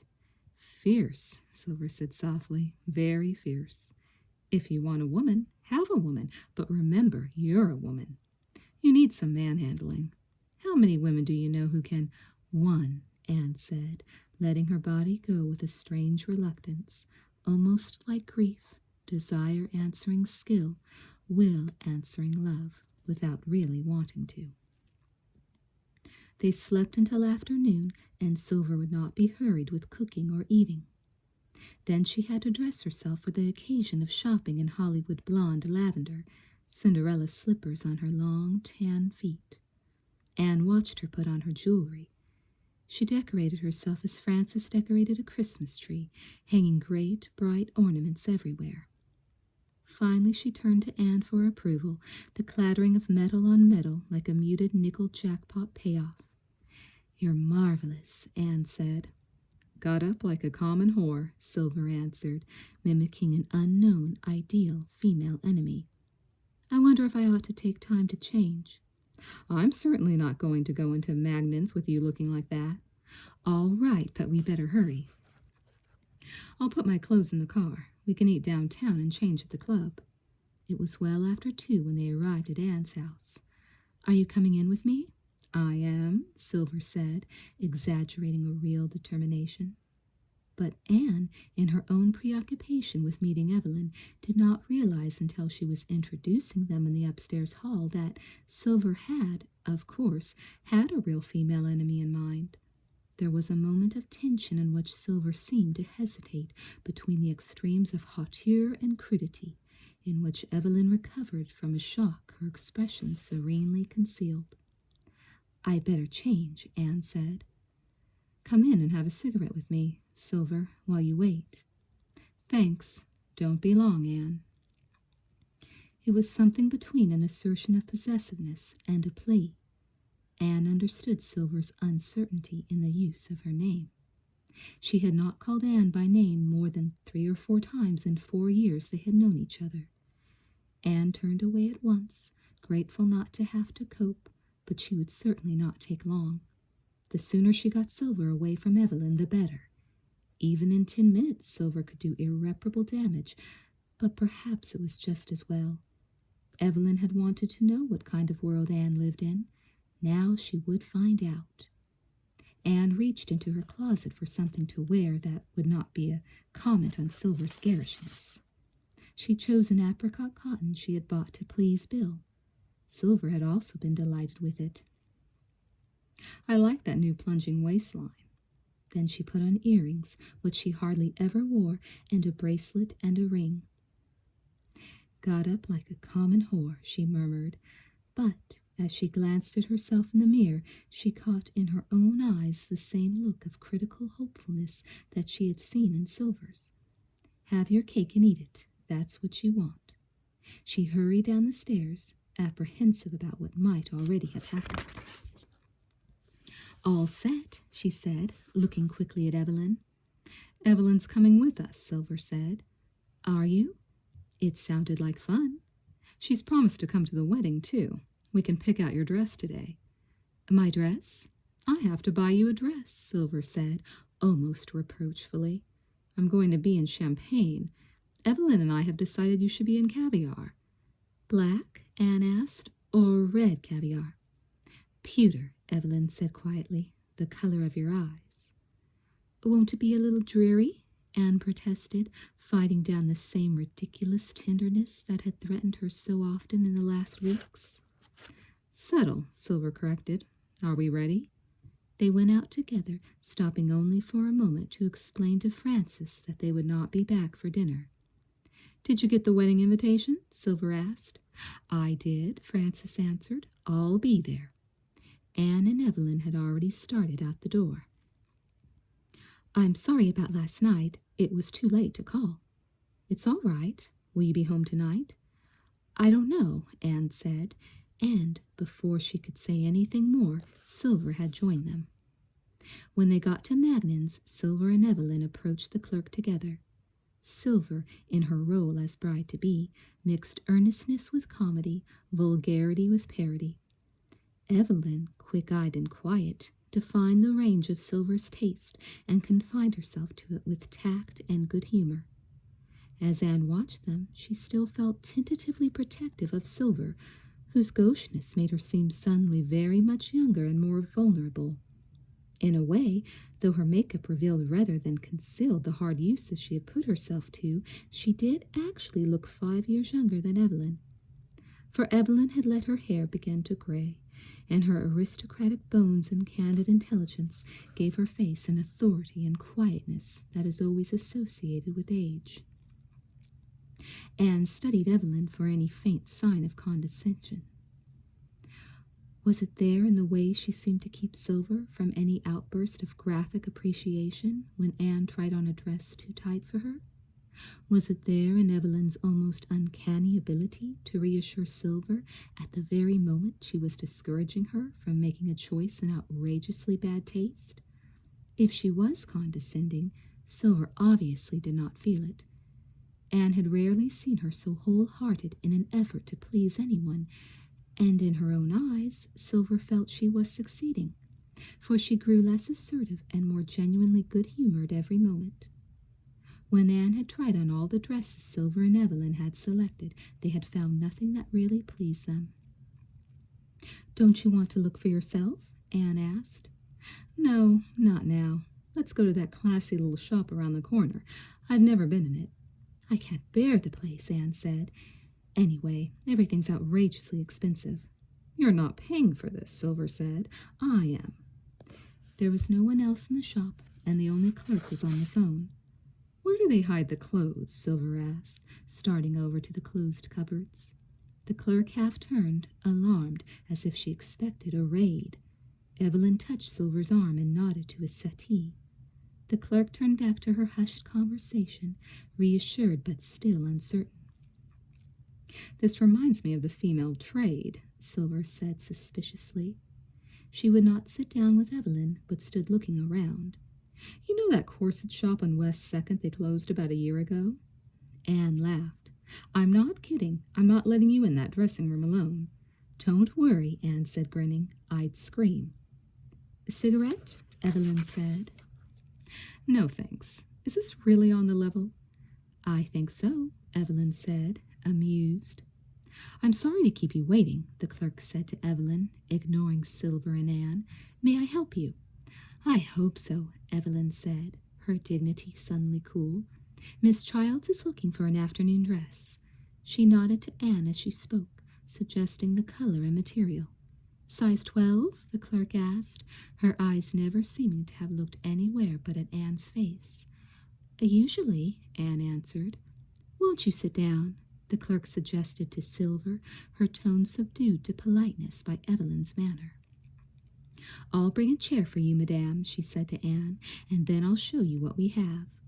Silver sat reluctantly, but she too seemed subdued.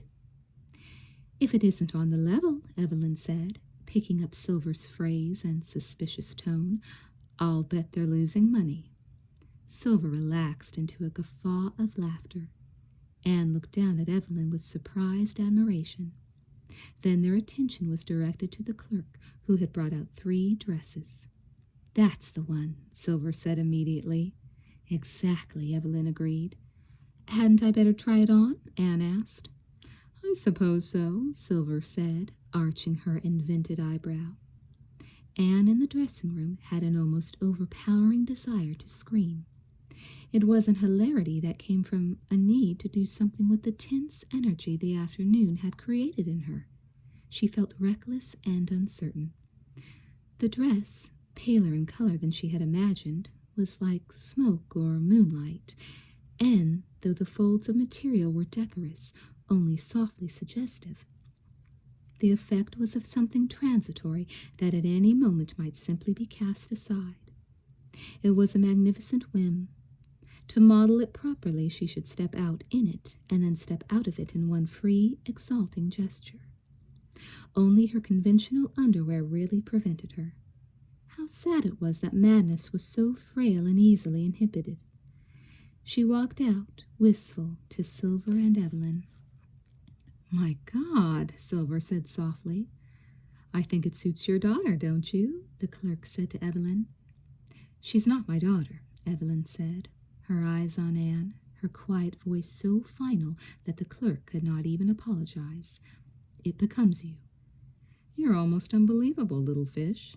"It's a good thing I'm not worried about competition," Silver said. Then she turned to the clerk.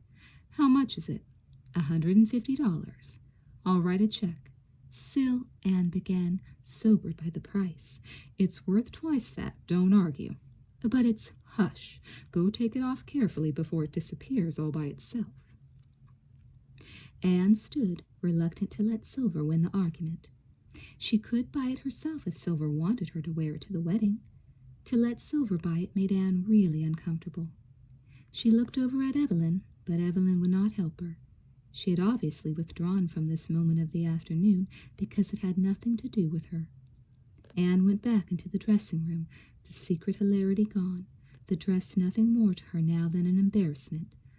But if she was going to let Silver buy it, she must be glad of it. She did not want to ruin Silver's pleasure. Anne had never been so aware of considering Silver before. The self-consciousness of it troubled her, because her very concern seemed a kind of criticism of Silver, what she was refusing to acknowledge. Was it Evelyn's criticism, or was it her own? Anne rejoined her two friends, determined to be pleased. She did not, therefore, complain when Silver suggested that they should go to the top of the Mapes for an early dinner. Anne did not like the place.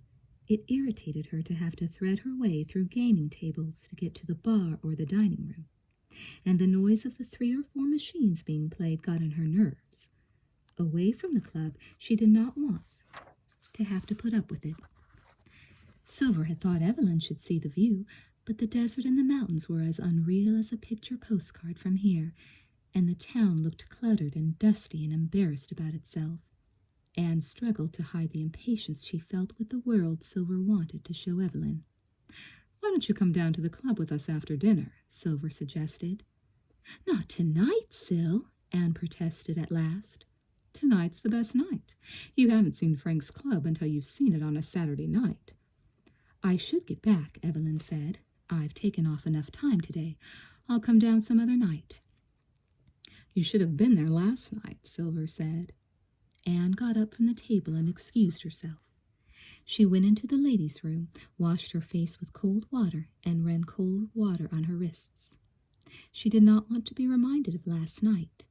She was suddenly terribly tired, and the thought of going back to work depressed her. She did not even want to go back to the table. The gaiety had worn off, like champagne in the middle of the day. She felt stale and strained and a little unreal. "Are you all right, Anne?" "Yes, I'm all right," Anne said, startled by Evelyn's appearance in the room. "You look tired." "I am a little, just for the moment." "I'm sorry you have to work tonight." "Well," Anne said vaguely, "oh, I wanted to give you the keys to my car. Would you drive it home for me?" "Sure, but how will you—" Evelyn did not finish her question, obviously regretting it. Anne wanted to say that she would come home, but the very power of her desire prevented her. She dreaded another night with Silver and was angry with that dread. She felt her silence turn Evelyn away. "I'm afraid, Evelyn," Anne wanted to say, and take me, somehow make me come home, and I don't know what to do, Evelyn, and I've got to go home with Silver. But she said nothing, and they went back to the table in silence. Silver had already paid the bill and was anxious to leave. Giving Evelyn Anne's dress to take home, they parted company with her at the alley. "It's a beautiful dress, Sil," Anne said as they walked up the alley together. "I wonder why I've never bought you anything before," Silver said. "I used to like to dress my women as well as undress them. I guess I've lost the knack since Joe." They were silent. "You don't really want to come back with me tonight, do you?" "I do, sure. I'm just tired." "I wish I could decide which one of you to be jealous of." "Jealous?" Anne asked, genuinely surprised, for, though she had felt on this afternoon somehow unfaithful to Silver, her infidelity had been to Silver's person, not to the relationship between them. "You aren't really?" Silver turned and looked down at Anne with tired impatience. "I sometimes don't understand how a person with brains like yours can be so stupid about people." "But why should you be jealous? You never have been. What about Joe?" "What about him?" Silver demanded, stopping and turning on Anne. But she broke her pose of rage almost before she had taken it up. "Little fish," she said quietly. "Little fish, I've bought you a wedding dress, the only present I ever gave you. Pewter." Her voice went wry. "The color of your eyes." "Sil, don't," Anne said, astonished. "No, I won't." They had reached the employees' entrance. "I'll meet you here tonight and give you a lift to your place." "I don't want a lift to my place," Anne protested angrily. Silver smiled, recovering something of the self-assurance Anne so loved in her. "I know you don't, love. I know you don't. But I'm giving it to you anyway. We can't argue with the game warden."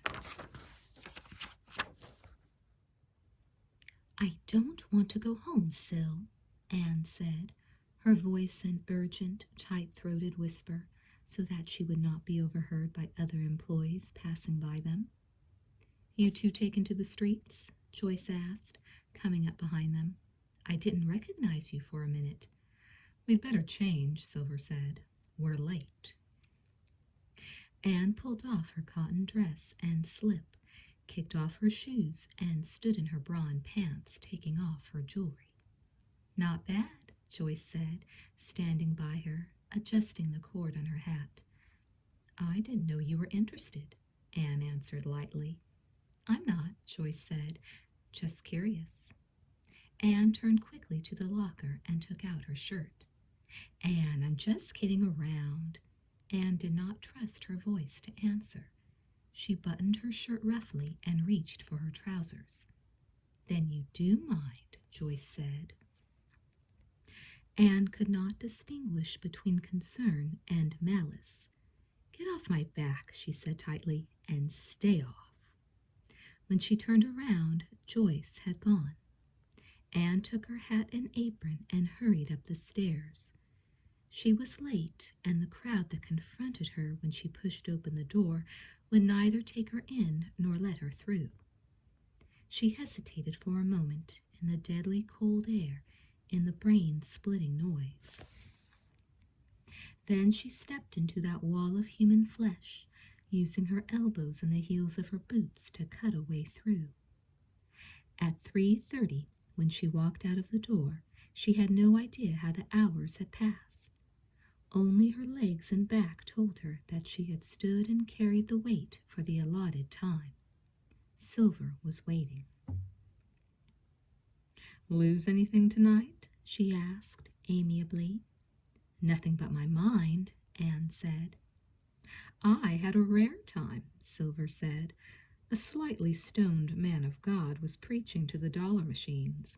Man can't live by bread alone. I should think he'll be glad to know it tomorrow morning, unless he's on the American plan. And this other guy, a real philosopher type." Silver talked their way to the car, talked their way to Anne's house. When she stopped the car, she was still talking. "Oh, shut up, Sil," Anne said, taking hold of the lapels of Silver's shirt and offering her mouth as an interruption to the endless story. "Have a good time, little fish," Silver said gently. "I'll see you in church." Anne got out of the car, and Silver pulled away quickly and noisily like a high school kid. The light in Evelyn's bedroom went on. Anne looked up at it, resentful and glad. "Lady of the city, Mother," she said softly as she walked up to the house. "Game warden, lover, rich Anne, poor Anne, beggar Anne, thief. Take, eat," said the serpent. And then she sang, "You're the apple of my eye." But as she closed the front door behind her, she knew she had hopscotched to the final square. "The game's up," she said in her sheriff's voice, but it really was. I didn't hear you, Mother, until the fourth time you called, and now I'm on the first step, and now I'm on the second step. Evelyn? Evelyn opened the door and took Anne into her arms. I'm so glad you're home, she said quietly. I want a bath, Anne said, and a drink. It was a long bath in which Anne entertained herself with phrases of songs, punchlines of bad jokes, and a muted Sunday rhetoric that ranged from bits of Plato to a good imitation of Billy Graham. The rehearsal over, she was ready to entertain Evelyn. She drank 2 large scotches to accompany herself, and tried not to notice where Evelyn was amused or not. Then she got up and stretched herself out on the bed next to Evelyn. She closed her eyes and heard, echoing in the painful empty vault of her skull, her mother's voice, hard and clear. Don't. It's not worth the money. What in hell did that mean? She was asleep. When she woke, Evelyn was up and dressed, reading at her desk.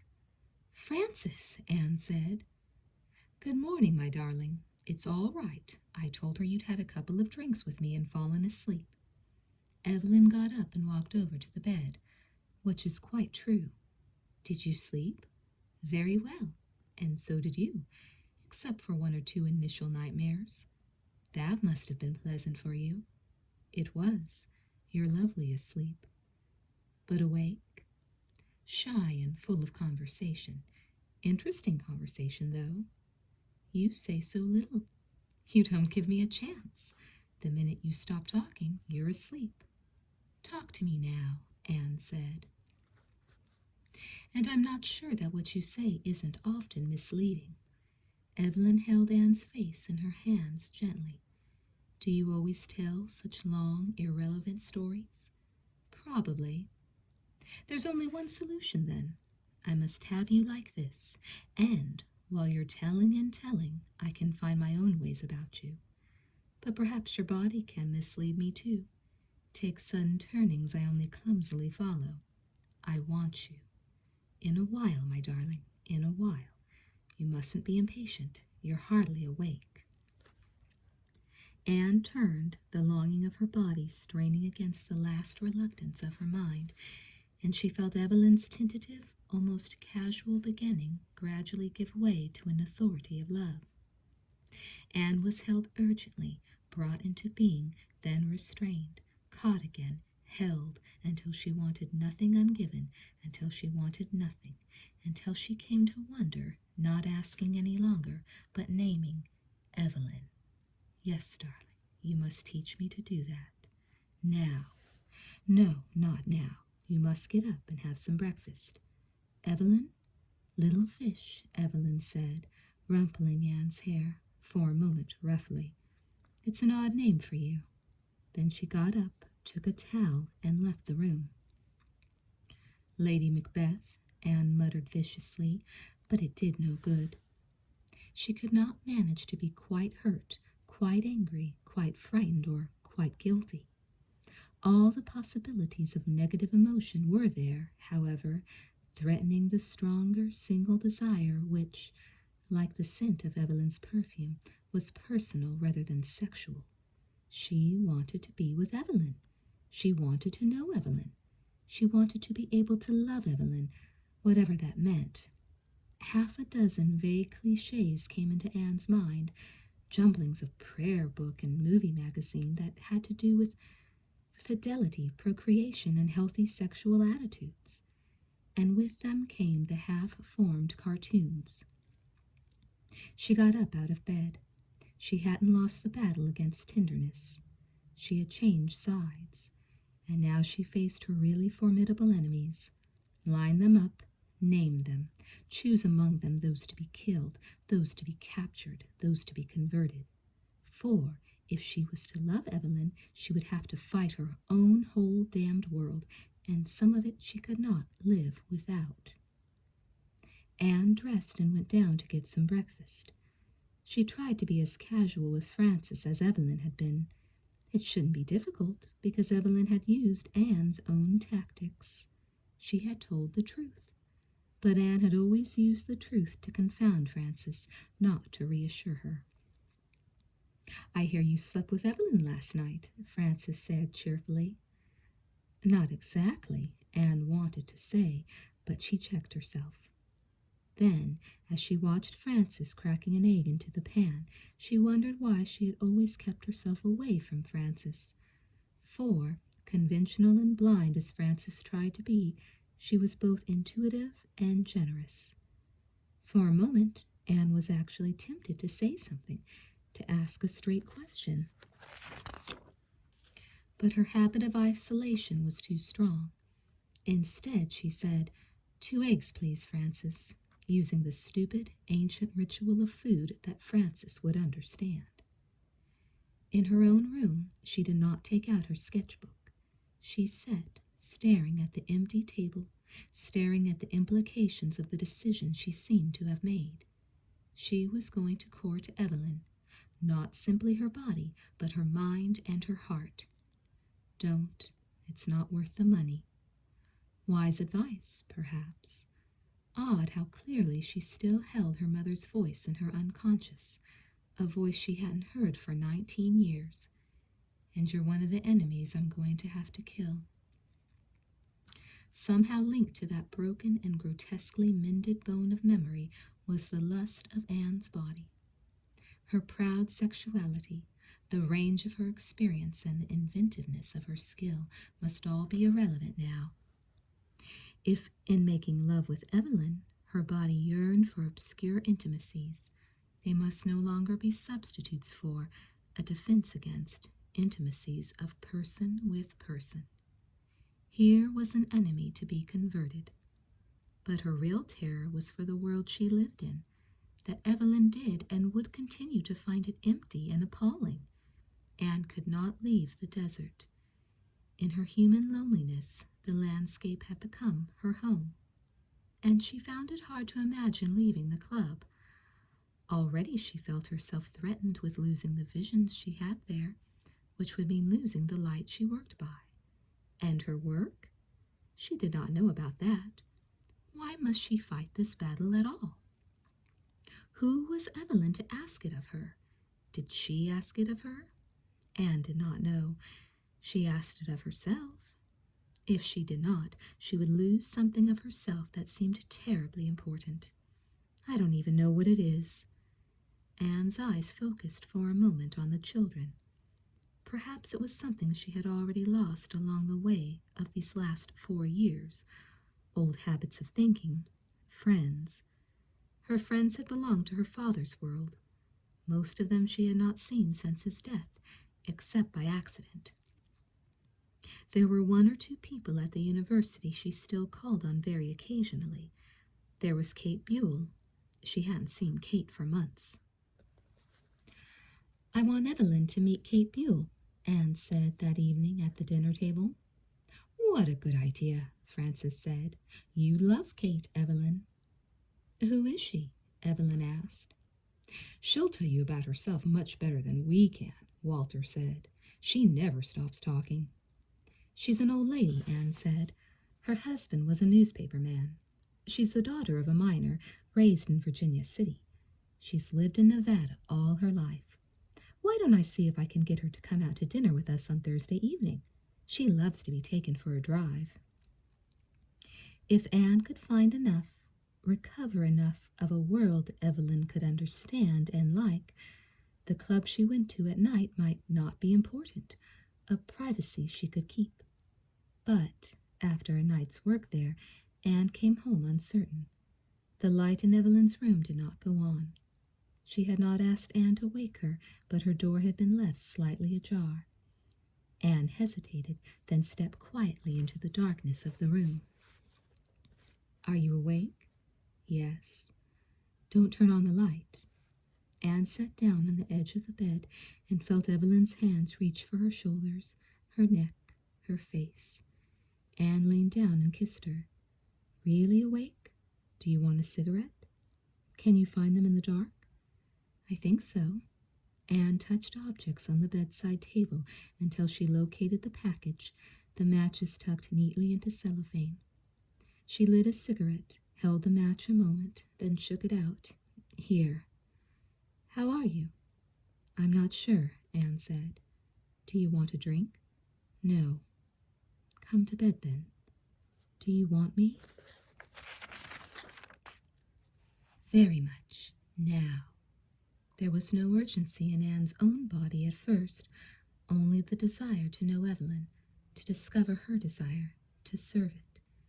In a physical simplicity she had never known before, could not have believed in, Anne joined Evelyn to the very images of her blood, speaking its wild, natural, insistent poetry until the silence they lay in was sleep. Anne, it was dawn. You mustn't stay, darling. Reluctantly, Anne roused herself enough to get up. When she looked down at Evelyn, she was already asleep again. Anne turned away quietly and went to her own room, knowing that one of her enemies in Evelyn had already been defeated. On Thursday, Anne felt some confidence as she set out with Evelyn to get Kate Buell at the residence hotel where she lived. Why don't you drive now and let me maneuver doors and things? Anne suggested as she got out of the car. You'll have to tell me where we're going, Evelyn said, sliding over into the driver's seat. I will. I'll be right back. Anne brought Kate down to the car proudly. She was a tiny woman, still light stepping and certain voiced at 75. She was delighted to be going out, delighted to be meeting someone new, for she was aware that her conversation sought out fixed points in the past, that certain memories had become the refrain of her day, and old friends, though patient, could not feel the new wonder she did each time she recounted one of the richestness of her life. A new audience always made her happy, but she was not simply absorbed in herself. She liked people. She liked ideas. Those new cartoons in the Territorial Enterprise are simply brilliant, Anne, she said after they had settled in the car. Have you seen them, Mrs. Hall? No, I haven't. I haven't seen any of Anne's cartoons yet. You must. It's a real gift she has, not just for drawing. Wit, intelligence, range. You know, I often think cartoons, the really good ones, are the most accurate record of our particular history. I don't mean to belittle other things, but I think the time will come when people recognize the significance of this kind of comment much more than they do now. Anne, I was troubled by the one in the New Yorker about a month ago. Were you, Kate? Yes. I thought I could see that odd streak of inhumanity that's in so much psychological humor these days. Are you working full-time now? Turn right here, Evelyn, Anne said. No, I'm still at the club. I wonder how much longer that's going to be necessary for you. All my life, I suppose. Perhaps. Fidelity to any human place except the heart seems to me a dubious thing. But the landscape, that's a different matter. Kate looked ahead. Are we going out of town? Yes, to a restaurant on the Tahoe Road. How lovely. Anne tells me that literature is your field, Mrs. Hall. Yes, Evelyn said. I have a great guilt about literature. I used to read it. Now I can't read anything but fact or theology. And I wonder why. As we get old and begin to prepare ourselves for the new life, I think we should turn more and more to literature, where fact and philosophy meet. But we don't. We dwell, instead, in an actual past and indulge ourselves in mysticism, a fearful division. I still read Shakespeare, but only the comedies. Do you both see the light on the Virginia hills? Don't let an old woman's talking distract you. Do you like the desert, Mrs. Hall? I'm beginning to, Evelyn answered. It's still a little awe-inspiring. There is no gentler, more beautiful place on earth, I think. I'm quite foolish about it. I tried to move away once several years ago. All my good friends are in the city. My doctor's there. It seems sensible to live there, but do you know, though I loved it for a month, I couldn't stay. And it's not my own past I missed. I can take that with me. It is this desert, the smells of it, the colors of it, the silence of it. "Kate, have you read that newish book out on ghost towns?" Anne asked.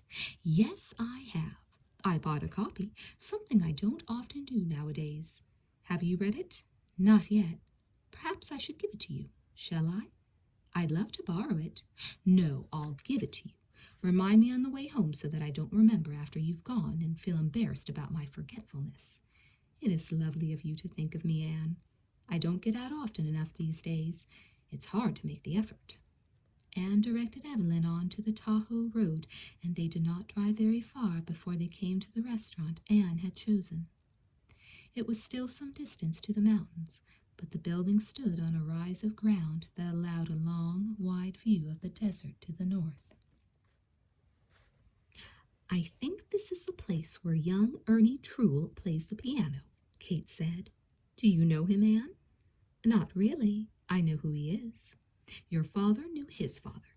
Anne's father knew everyone in town," Kate said to Evelyn. "Not quite," Anne said, smiling. "You're the one who knows everyone in town." "Not any more. I did when I ran the newspaper. Then I certainly did." "You ran a newspaper, Mrs. Buell?" Evelyn asked. "I certainly did, and very badly, too," Kate said, patting Evelyn's arm. It was Evelyn's arm she took, going up the stairs. Evelyn she asked to advise her about cocktails. Evelyn she addressed herself to more and more. "Come on," Anne said, when the waiter arrived with the cocktails. "Let's go out on the terrace.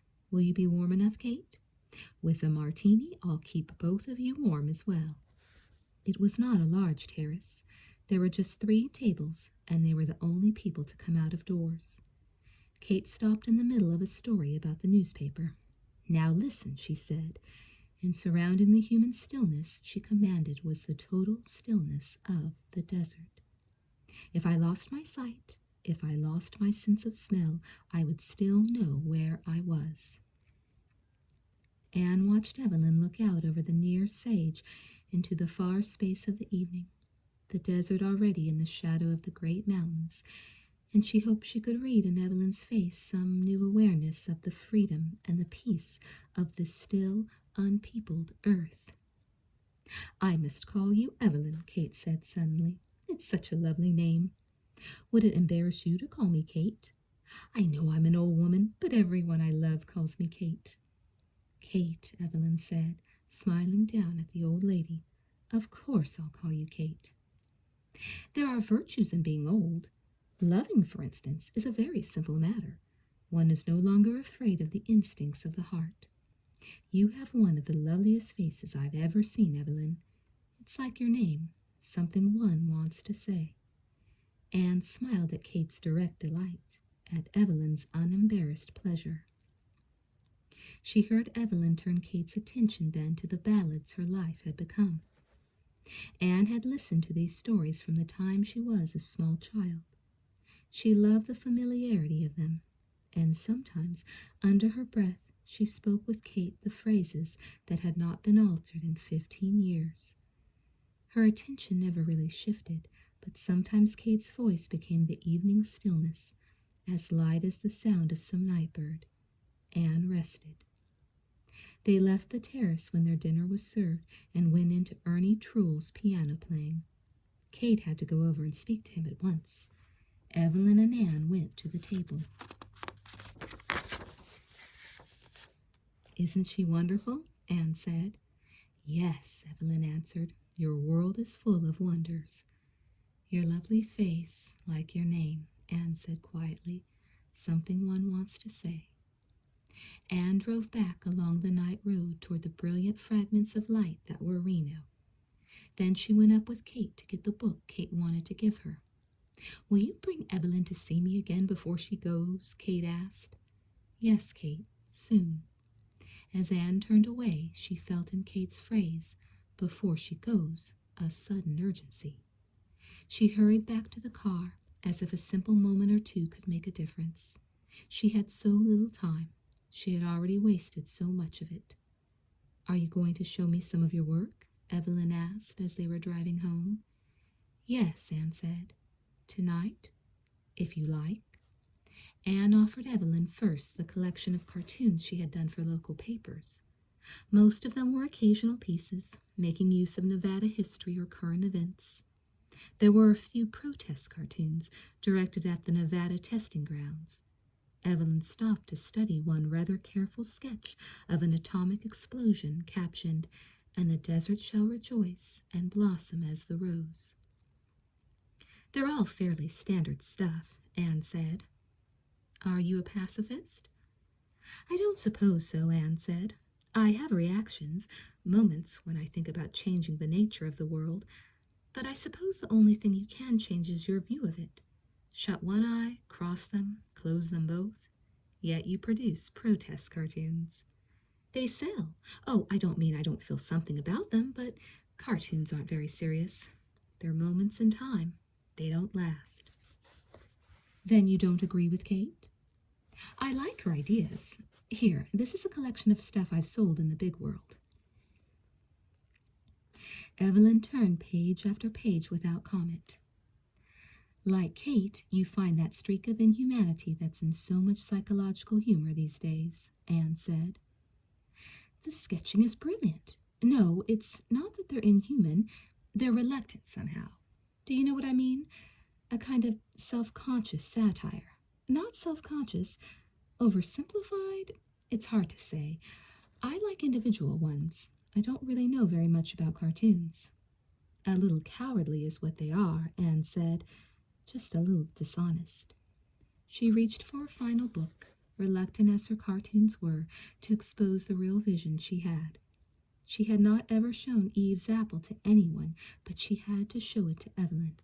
She knew quite simply that the sketches in Eve's apple were the only real work she had ever done. "And where have you sold these?" Evelyn asked, taking the book from her. "I haven't. I haven't sent them out." Anne watched over Evelyn's shoulder as she turned the pages in silence. The awareness of an audience gave Anne the first distance from these sketches that she had ever had. She saw her own style, only hinted at in her published work. The drawings had size and weight. The lines were not threatened by tentative satire. They were boldly ironic. "Anne Childs," Evelyn said finally, "you're a moralist." "No," Anne said. "I have a knowledge of good and evil. That's all."